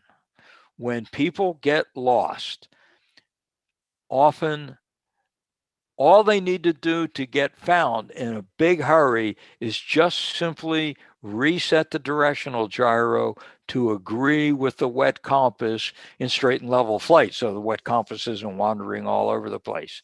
Then guess what? It doesn't take long for it to get off 20 or 30 degrees and you're not headed in the right direction. And if you do that for very long, you're so far off course that nothing looks right out the window. Or you're not able to stay on course if you're IFR. So, and then instrument approaches, by the way, don't work with a flip, especially if you're still doing old ADF approaches, right? They really rely on headings. And if you're off 20 or 30 degrees, you're doomed. If you're using VOR or localizer, well, it's not as bad. It just looks like you have a huge crosswind when you don't really have one, but at least you can keep the needle centered. But anyway, you could avoid all that pain and misunderstanding if you just simply keep the directional gyro in agreement with the wet compass. When I teach it, I tell people they need to check it every 10 or 15 minutes in flight. As the directional gyro wears more and more and the bearings go bad, you might have to reset it every 5 or 10 minutes. And then, oh, by the way, you better have the DG rebuilt. Rudders. How about rudders and keeping it coordinated? Here's another question for the group. When do you need to use rudder? So I try that on people. And very often, especially in check rides, I would get the answer, well, you need to use the rudder if the ball is out. If the ball is out, my instructor told me to step on the ball and make the ball go back in the center of the turn coordinator. You know what my answer for that is? First, that it's the wrong answer, and The right answer is you need to use rudder pressure whenever the control wheel or stick is displaced. If you turn the wheel to make a turn, you need to apply rudder in the same direction at the same time, simultaneously, not lead, not afterward. And guess what? If you wait until the ball is out and then decide to apply rudder, you already screwed up. Now you have to fix it. If you would just apply rudder pressure when you turn the wheel, you never have anything to fix. And oh, by the way, the airplane doesn't fishtail all over the place while you're making a turn, and your passengers like it a whole lot better. All this wiggling around makes some people sick. That's not too good. In a climb, you need a little bit of right rudder all the time, right? The nose is up, you're at full throttle. Or if you're doing a cross-control maneuver like a slip or a crosswind landing, you need rudder then as well. But mostly, people just want to fly flat-footed. They just crank the wheel or shove the stick in the direction they want to go, and then don't worry about the ball. And yes, the airplane catches up if you just wait. The ball will come back in the middle, but it feels weird if you turn the control wheel and you don't use rudder. Then briefly you feel like you're falling over in the airplane, and your passengers get a quizzical look, or they grab something to hold on to because they feel like they're falling over. Don't do that. Use the rudder when you enter a turn. And oh, don't forget that when you're going to roll out of the turn, you have to turn the wheel the other way. You need the rudder the other way at the same time. It's not just to get into the turn. You do it to get out of the turn as well. Talk about short field and soft field landings here. How do you put the airplane where you want it every time? In order to talk about short field landings, you have to talk about the aim point and the touchdown point, and they're not the same place. The touchdown point is the point on the landing surface where you actually want the wheels to touch down. Okay, if your runway is really short, you'd like the wheels to touch down very close to the beginning of the landing surface, because you'd like all of the remaining landing surface for braking and stopping. So then what's with the aim point? The aim point is where the airplane would hit the ground if you didn't flare. Oh, well, I know we're going to flare. We're not going to fly the airplane into the ground nose down. I get that. But the aim point has to be 150 or even 200 feet short of the touchdown point, which is where we want the wheels to touch. Why? Because when you break the descent, maybe 15 feet above the ground, and swoop down to level flight, the airplane floats for a while. If you're flying a Skyhawk at 60 knots short field speed, and the touchdown speed is only 40 or 45 knots, well, you got to get rid of that 15 extra knots, right? So it floats for a while. Now you're down at short field speed, so it won't float real long, but it nevertheless floats. If you aim where you want to touch down, then flare, then you touch down way past the touchdown point, or where you really want to land. So on real short fields, your aim point is actually short of the runway. It's out in the field. It's short of the approach lights. So now you have to watch out that there aren't trees or obstacles or a fence or anything to hit. But you do have to aim short of where you actually want the airplane to touch the ground. Okay, let's see here. How do you tell whether you're high or low when you're doing a short field landing? You look at the aim point. As you're coming down on final, is the aim point that you have selected moving up in the windscreen or down in the windscreen. If the aim point is moving up in the windscreen, you're too low. You're aiming short of the aim point, and you need to add a little power. If the aim point is moving down in the windscreen, you're too high, and you need to take a little power off. So what I'm really saying is that the point that's vertically stationary in the windscreen is a point where the airplane would hit the ground if you didn't flare. Once you know that, you can set power to end up at the right place every time. Now, if you add power because you're too low, and then you get back to the proper glide path, don't forget to take power back off again, or you'll go from being too low or too high, or vice versa. If you adjust power, don't forget to set it back.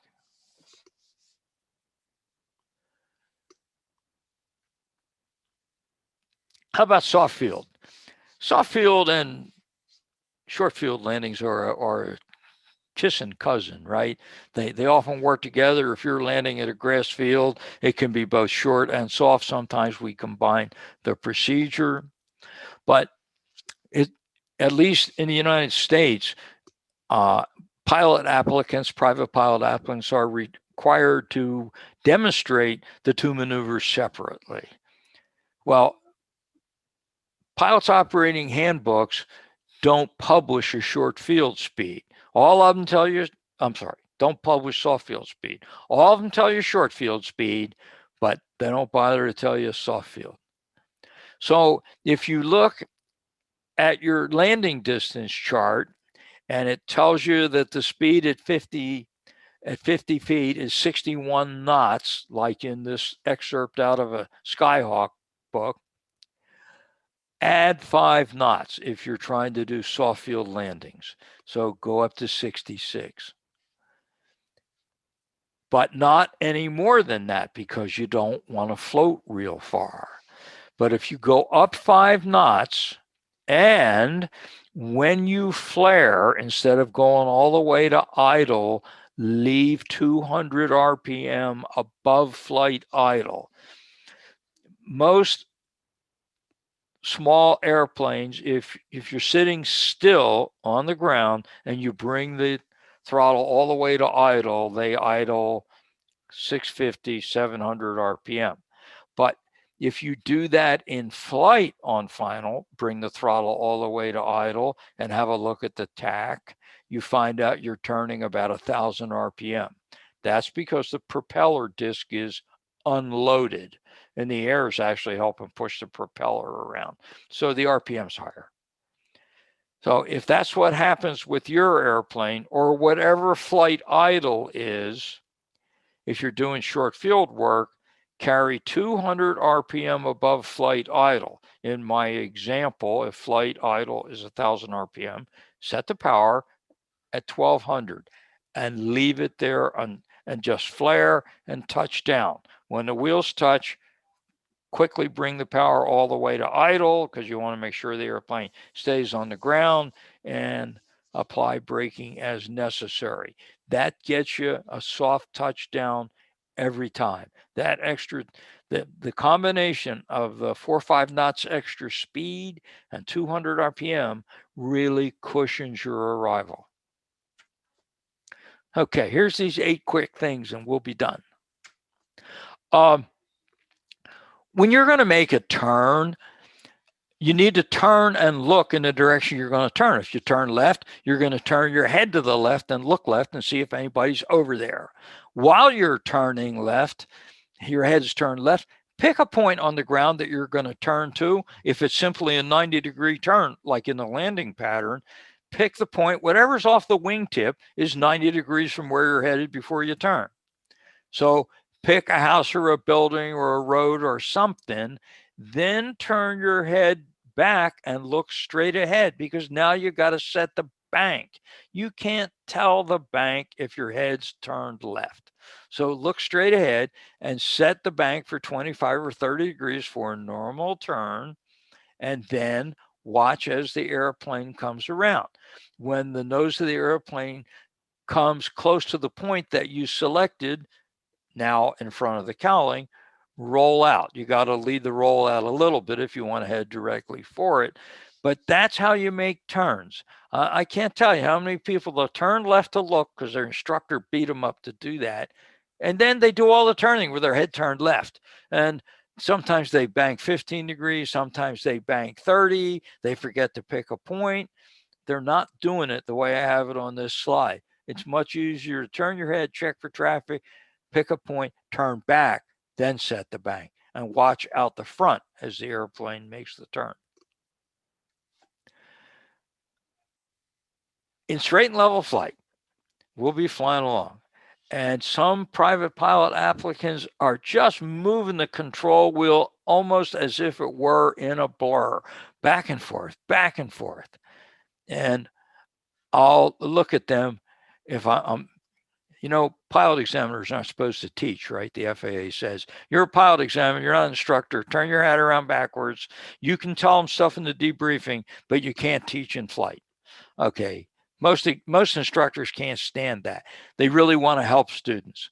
So even though we're not supposed to do it, especially when people are sawing at the ailerons, they're in a blur, we'll look over at them and say, hey, why don't you put your hands down in your lap? Let me fly for a minute. So they'll do it because after all, I'm the examiner. They'll do anything I say, right? So then, and I'm holding the control. I say, I've got the airplane. So they put their hands on my lap, and then I say, watch. And I let go of the control wheel and put my hands in my lap. And the airplane just goes straight ahead. And you can feel a little bump here and there, but mostly there's dihedral. The airplane's stable. It's self-correcting. And after I do that, for like 10 seconds, I say, what were you doing sawing the ailerons back? Well, I was trying to correct those bumps. It keeps trying to turn, and I'm trying to fly it as best I can. I say, you're making it worse. You're out of time with the bumps. The airplane's all over the place. What's it doing now? Oh, well, it's flying pretty nice. I said, exactly. So let the airplane fly. Fix a trend. If the right wing gets down, the airplane truly starts to turn right, well, certainly you'll have to fix that. But don't try to fix every little bump. You're working your tail off for nothing. After about 20 minutes, your wrist is about to fall off. Slips. Nobody likes slip except the tail dragger pilots. There were all sorts of tail dragger activities in that list that Neil was showing of activities that you could fly to. I like that. I'm a tail dragger guy. But nose wheel pilots don't ever use them, or at least not very often. Us tail dragger guys, especially that don't have flaps, we use slips.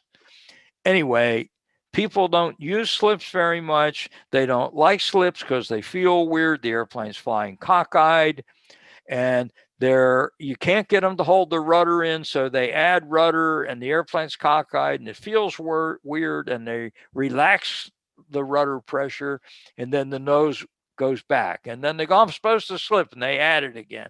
Well, then it's ugly. The nose whips all over the place, and it's just bad. So the easiest way to do slips is, first, you drop the wing into the wind. Whatever side of the airplane the wind is coming from, drop that wing and add rudder. The easiest thing to do is add all the rudder there is. Pin the rudder to the firewall. Now, steer like a truck with the control wheel.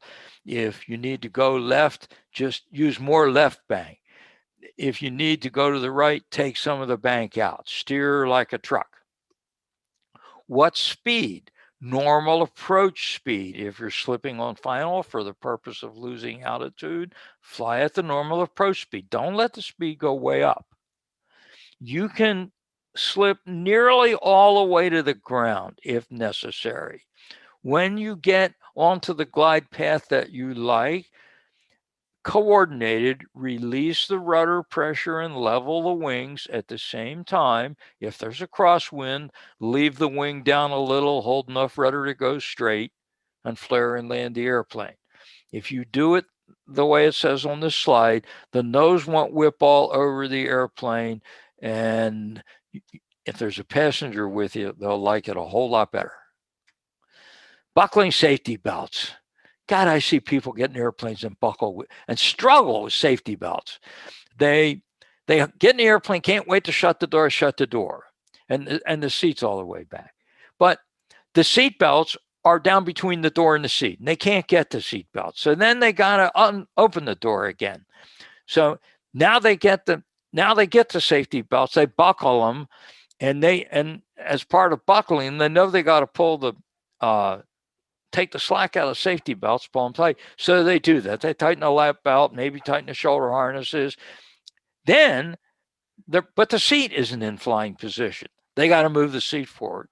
Well, oh crap, the safety belts are tight. They can't move the seat because the lap belt comes tight. Now they got to undo the lap belt. Now they got to pull the seat forward, and so forth. And they fire around with the safety belts forever. So instead of doing that, think about what you're doing. Retrieve the safety belts while the door is still open and the seat is still back, and lay them across your lap. Then you can shut the door, especially if it's cold out or it's windy. Then buckle the safety belts, and if you have shoulder harnesses that have to be integrated with the lap belt, like in my airplane, that's okay. Thread them onto the tongue, snap the whole works together, but don't tighten them up. Leave them loose. Now, if you haven't shut the door, you can shut the door. You can move the seat forward into flight position because the safety belts aren't too tight. Then you can snug up the safety belts, lap belt first. And it's important that you do lap belt first, because if you do the shoulder harness first and it pulls the lap belt up your chest several inches or up above your tummy, then if you have an accident, you go out from under the lap belt and wreck your knees and legs. So you pull the lap belt tight first, then snug up the shoulder harnesses. Then, God forbid, you have an accident, you'll stay in your seat. When you shut the door, I know little airplanes aren't pressurized, but you know what?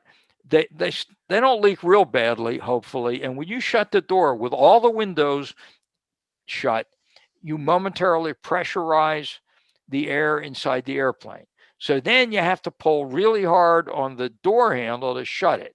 And so slamming the door beats up the door latches, and you're pulling way harder on that flimsy door handle than is necessary. Instead of doing that, open a window. Or if you're flying a Piper, it has that little vent window in the side, open the little vent window. Then shut the door. Don't slam it from 2 or 3 feet out. Pull the door until it's maybe within 3 or 4 inches of the door jamb, and you can shut it briskly from there. Then the door will shut without undue force, and you can close the window. You should yourself lubricate your door latches and hinges and your seat rollers. Why? Because if you go read the checklist that your mechanic has for your annual inspection, calls out all the things the mechanic is supposed to do, like pack the wheel bearings and all that stuff. No place in that list does it say to lubricate your door hinges and seat rollers. It's an owner thing. And guess what? The mechanic isn't going to do it. They go down through the list, they're in a hurry, and they only do what the list says. So if you don't want to be buying hinges and you want your seats to move easily and you want your door latches to work smoothly, take care of that lubrication yourself. It only takes a few minutes. How about taxiing with a control wheel back?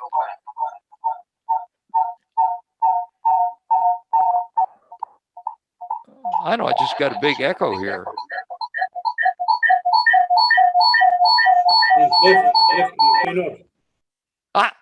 Is that George doing it? Jeff doing that? Thanks.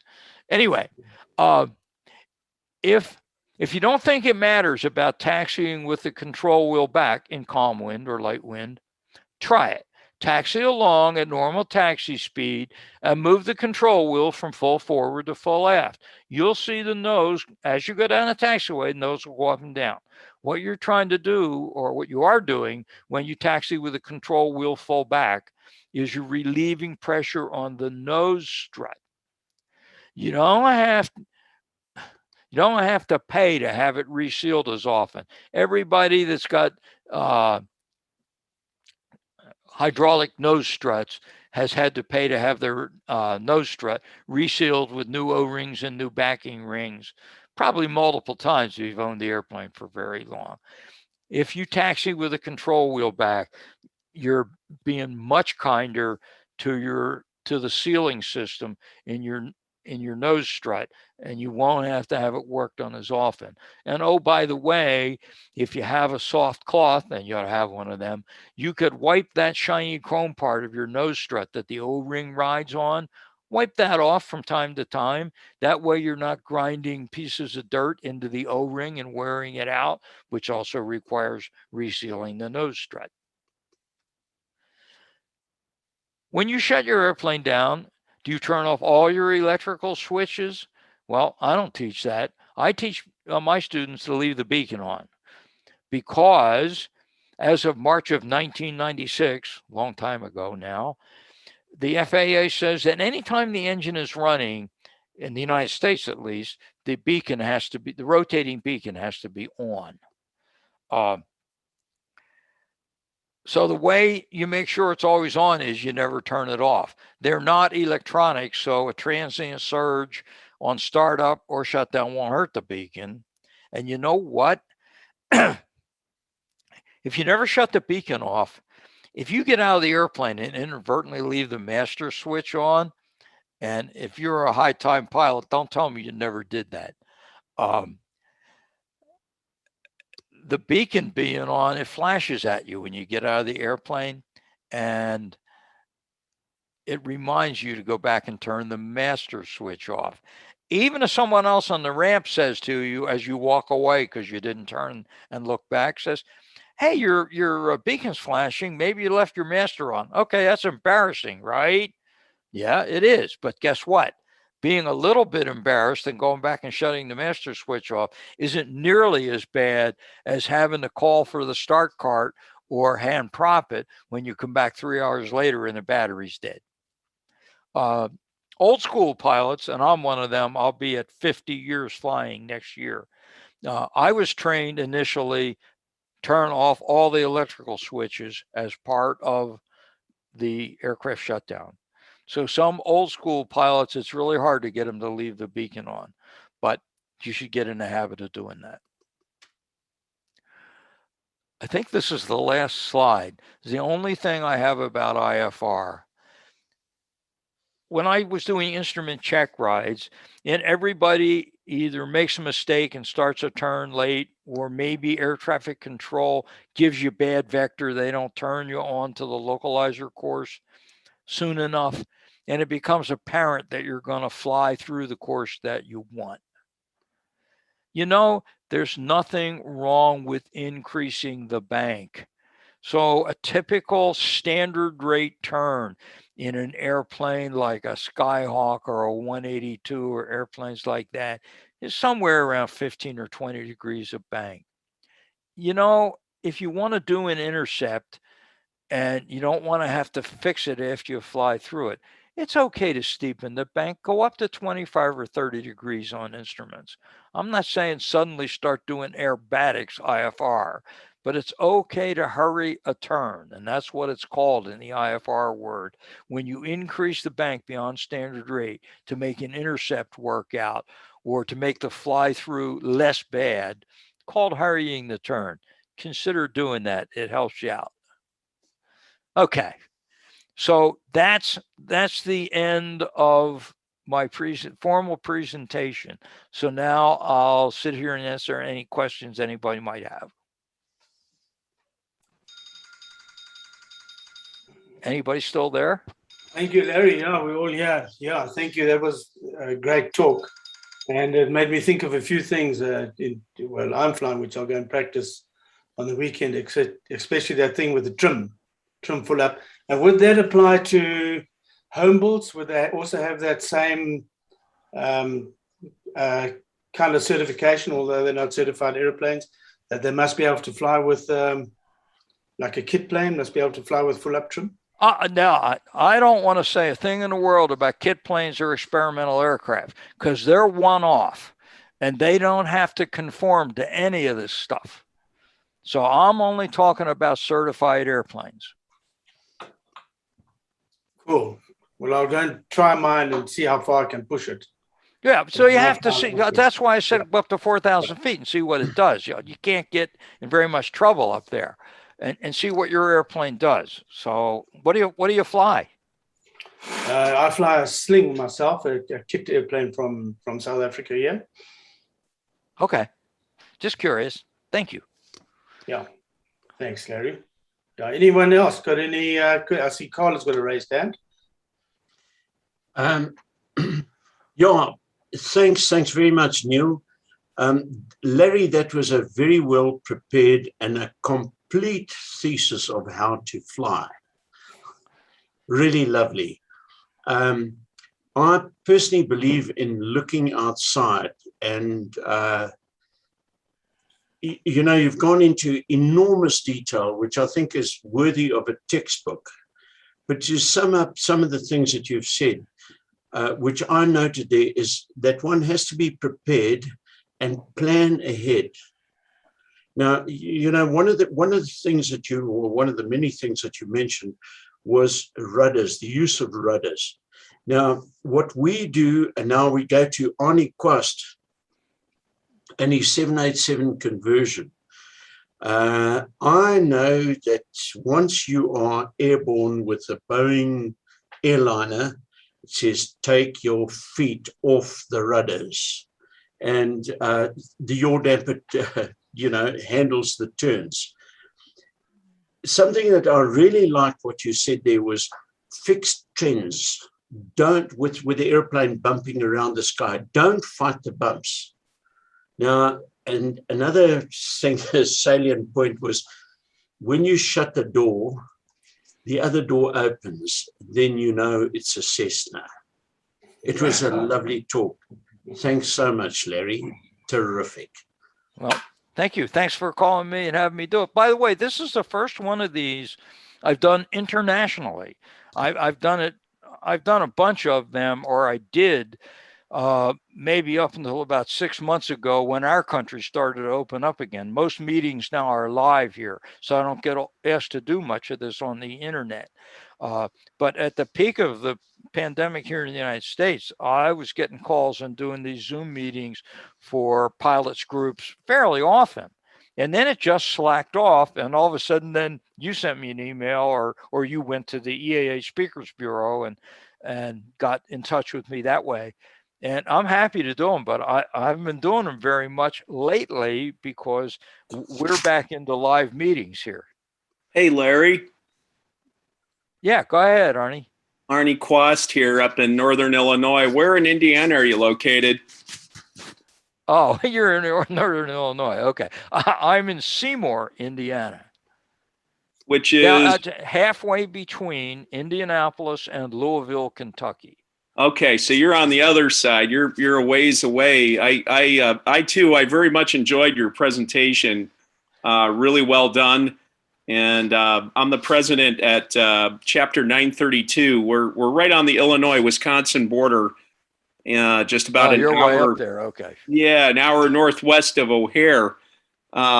We've been weaning off our virtual gatherings. We're back to gathering live, but I don't know if you'd ever consider wanting to be a part of one of our chapter gatherings one day in person. It's probably you're probably about 4 or 5 hours away from us, but I'd be 5 hours away by car, and since my 1961 Aranca Champ is abysmally slow, it's not much faster to fly. Yeah. I'd love to invite you to be a part of one of our chapter gatherings at some point, but I don't know if you're would be willing to come on up and drive up, and we meet on a Saturday mornings at 10 a.m. The second Saturday of every month. Maybe something to consider in the spring or something like that. I don't know. Up to you. But I really enjoyed it. You want an honest answer? Probably not. It'd be a 10-hour round trip. Yeah, a little far away. Maybe if we do go into another virtual type setting, we'd certainly enjoy possibly hearing from you if you're willing. I'd be happy to do that.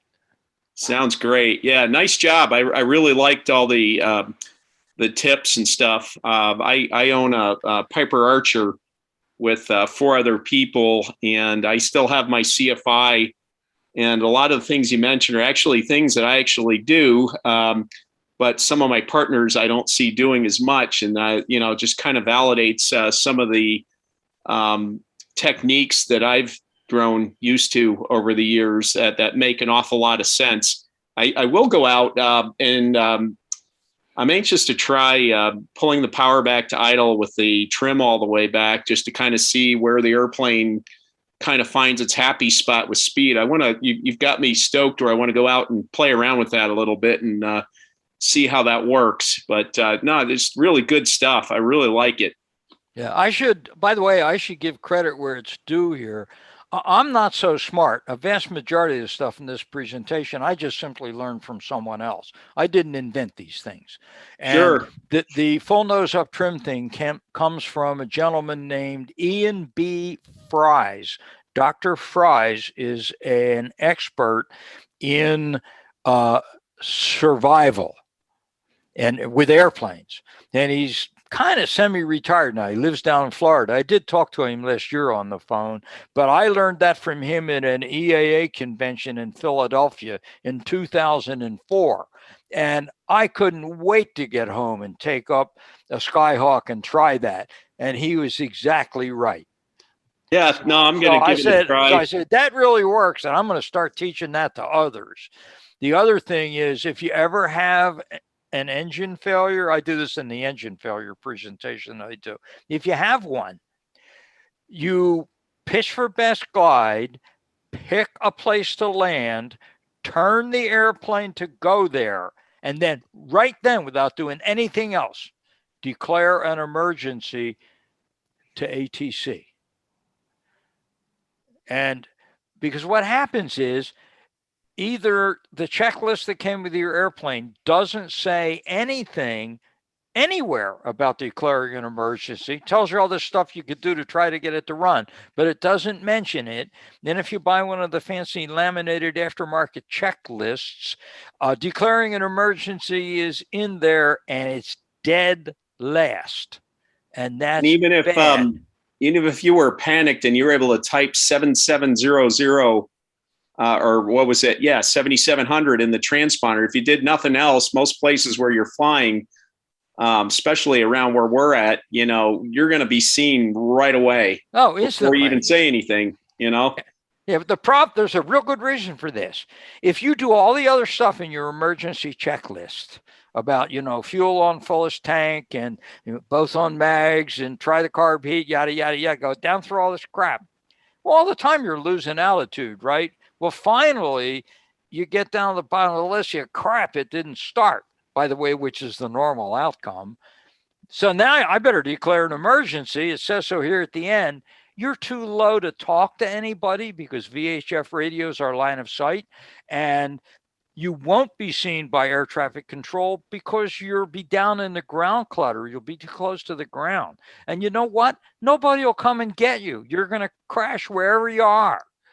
And nobody's going to come and rescue you. But if you do it first or nearly first, people will be on the way to save your butt before your airplane ever touches the ground. They have a really good system for it, but they have to know you're going down. So amen. Yeah, good advice. Don't wait. So all that's from Ian B. Fries. I really like Dr. Fries. Anyway, give credit where it's due. Cool. Thanks for that. And I see Gary's got a hand up there. Gary from Tampa. Yes, Larry, thank you. That was a great presentation, and reinforces a lot of the things that I learned as a student. And as a flight instructor, it really hit home too as well.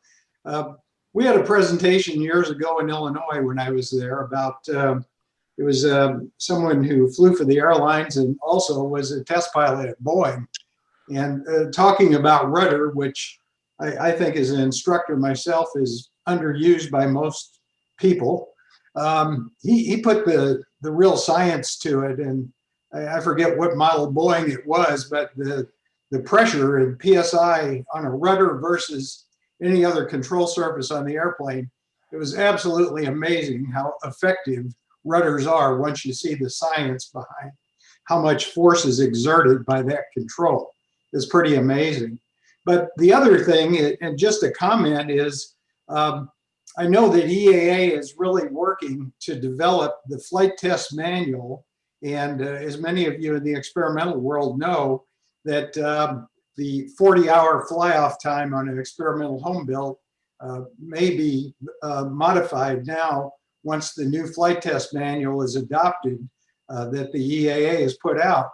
But one of the side benefits having an airplane that has a very sketchy pilot operating handbook or airplane flight manual is that, and I think EAA is going in that direction as well, is encouraging people to buy the flight test manual and run your older airplane that has very sketchy data on the things that you were addressing and develop your own numbers to get to know your own airplane. It's a very worthy investment. So whether you've got an experimental or if you've got an older, rarer type airplane like I do that doesn't have a lot of data in a flight manual or a POH, you could use this flight test manual to really learn a lot about your airplane and would lend to improving your skills like you addressed, Larry. And thank you, great presentation. Yeah, I agree with that. I said my airplane's a 1961 Champion Model 7EC, which is a fairly modern version of a Champ. But when I bought the airplane, the guy gave me the keys. There was no manual or anything with it. Fortunately, American Champion airplane up until 2008 or so built these things. And so I called them up and bought the 2006 and onward manual for 7EC from them for $20. Boy, did I learn a bunch about my airplane that I didn't know, because the airframe is almost identical from back in 1961. Very little has changed. Fuel system is the same. Now the engine's different. So the performance distance, takeoff distance and stuff doesn't apply. But boy, all the other stuff does, the electricals. And I was really glad to get that manual. Cool, agree 100% there. A lot of our planes are old and sketchy stuff. But yeah, thanks, Larry. That was a great presentation, and thanks for everyone's input. And I think we'd better move on to the to our next subject. And Larry, you're welcome to hang in and listen to. Carl's going to give a little report on recent flying activities, and we've got a bursary scheme going here in chapter 3 to 2. I'll probably bail out here. I have some work to do for the museum where I'm the volunteer curator. I brought it home from the museum this morning, so I'm going to go work on that. And thank you folks for having me. It was fun. Thank you, Larry. Yeah, it was great to have you, and hopefully we'll see you in Oshkosh next year. Hopefully, I'm planning on being there. Sure. Okay. Thanks, Larry. Thanks for your time. And Okay. Neil, goodbye from Northern Illinois. And thanks again. Very much enjoyed it. Maybe we might see you at the middle of the month. I'll keep you posted. Yeah, sure, Arnie. Yeah, look forward to that. We'll do our best. Cheers. Thanks, Arnie. Cheers. Okay, Mark. Mark, you there? Yeah, I'm here. Can you guys hear me? Yeah, do you want to give us a little rundown on the bursary? Okay, yeah, I'll go through it very quickly. Good evening, all. As you all know, we started a student bursary program beginning of August. We sent out the notices. We've had quite a few applicants, of which 7 have met our criteria. We closed off the entries on the 31st of August, and a couple of them didn't meet the criteria. We were very strict with a couple of key things. One was there had to be a connection to EAA 322, either the school or the instructor. And 1 or 2 didn't meet that criteria. So what we've done is we've now appointed a panel. We've got a panel of 3 people. And Maury is going to coordinate all the applications. She's going to send it to the panel. She will not send the name or any information about the school or the student. All we'll get is the application and their motivations and what their experience is. Based on that, the panel will then evaluate them and choose a winner by the 15th of September. So that's where we are, and only then will we reveal who the panel is and how we selected the winner. Any questions?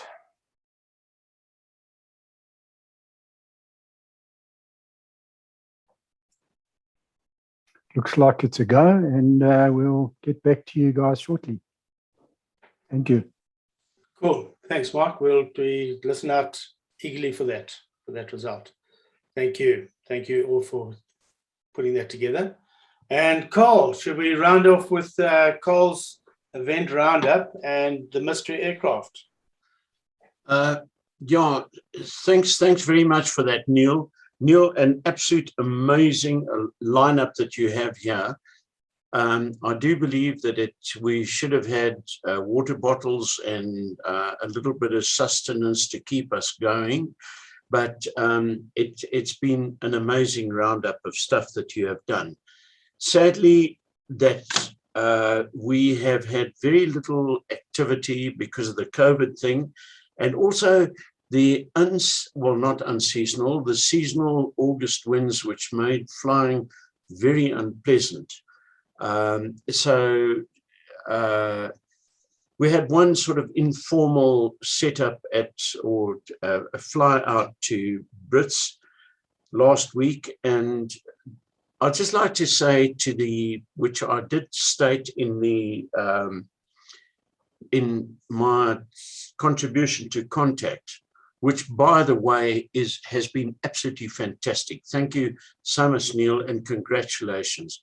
And the effort that you are putting into this has raised our, in my view, our aura in the rest of the EAA community. It is really the comments that I've had from people, especially those who I've sent contact to outside of our EAA society, who I do believe it's going to result in more membership. But the effort that you've put in, Neil, you know, when you sit down, it's going to get dark. You are really doing a most amazing job. Now, the one event that has taken place, which was the breakfast at Brits. For those of you who haven't read the Contact, the amazing Contact this month, the weather was particularly nasty on that day, Saturday last week. And there were a number of our members who did intend coming along, and they did so in writing, so I held them to it. And they didn't pitch up because of the low cloud. And I do believe that those people need to be commended for applying their minds to the safety aspect of coming along. And those people who did come along there had a marvelous, well, a lovely time. And the Brits Flying Club was so tremendous with their regular hospitality. Well done, those guys. And that is one of the reasons why we chose Brits, who regard us as EAA 322 as Brits being their airfield. And for our guys, or the people that are tuned in from outside the country, Brits is about 40 miles or so to the north of Johannesburg or Gauteng, where most of us live, and they are just the most hospitable people and also fine catering.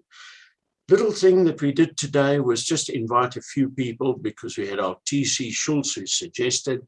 It's a guy, not an EAA member, but said he wants to go to Tranquility, which is a popular place that I go to very often, that he wanted to go along, and him and myself.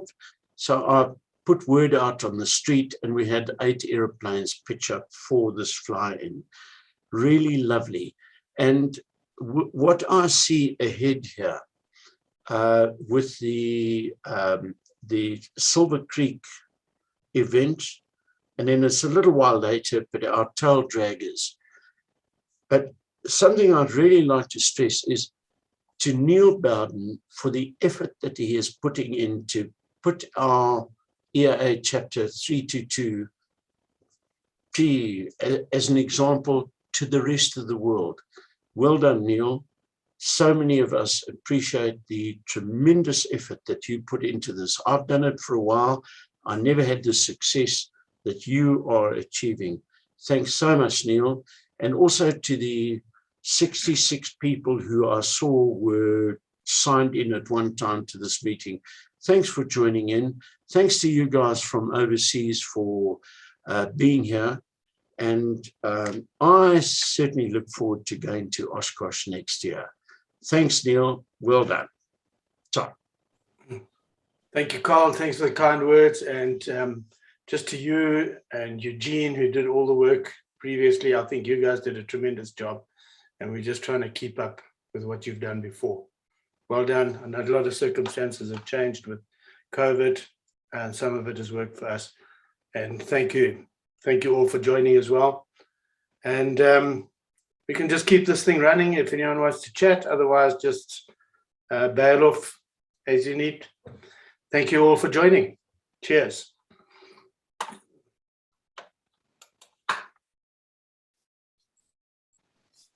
What about the mystery aircraft? Oh, yeah, sorry. Now I've got to try and get back to screen share. Yeah. Thanks, Neil. Thank you, Hoppy. Let me just try and get back into this thing here. Screen share. Okay. And then we got Carl. And here's the mystery aircraft. Yeah, so it's a diesel-powered aircraft. Diesel, okay. 6-seater. Yeah. Were there any correct entries? No, there were none. Oh, see. Yeah. Okay. Well done, Neil. I am bailing out, but thank you so much to everyone. It's been really lovely being here. Thank you. Thank you, Carl. Thanks for all your input, and thank you everyone for joining. And Neil? Ethel, how's it? How's it, Neil? Interesting meeting. Thank you very much. Neil, we ran this story in African Pilot. That is an Audi V8 diesel engine. It's modified by Red Engines in Germany. And it's now getting EASA accreditation. I'm talking about the engine now. And I'm pretty sure FAA accreditation will follow suit. Right. Did everyone scan the QR code? Thanks, Ethel, for the information. Do I need to display the QR code at all again? Neil, thanks again for a brilliant meeting. Yes, much appreciated. See you at the pancake line. Thanks, Eugene, for joining. And thanks for sending me that info on Charlie X-ray this week. That was really pretty interesting. And the guy in Pitratif who's got the aeroplane is very excited about its heritage. And anything we can tell him about it, he really would appreciate. Can you put up the QR code again, please, Neil? Sure, I can do that, Carl. There we go. I think scan, are they the same one? Yeah, they look the same. Okay, cool. Scan that, it'll take you into the website. Press it, you need to put your membership number in there and it should register your code. If any of you have a problem, just let me know tomorrow and I can enter you manually. Okay. Cheers, everybody, and thanks for the meeting. Cheers, Eugene. Thank you. Chat soon. Okay. Well, bye. Thanks, Neil. It's Sadia. My scan worked this time. Thanks very much. Oh, well done, Ezod. Yeah, we're all getting clever now. Eh? Terribly. Okay. Thanks. Keep well. Good training. Thank you. Cool.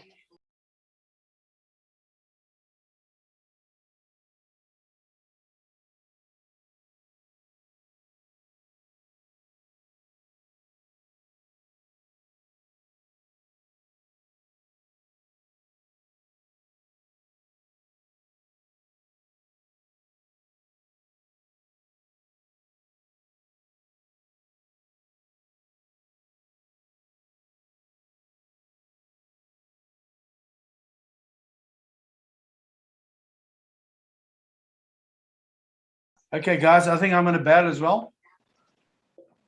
Thank you all very much. We'll chat soon.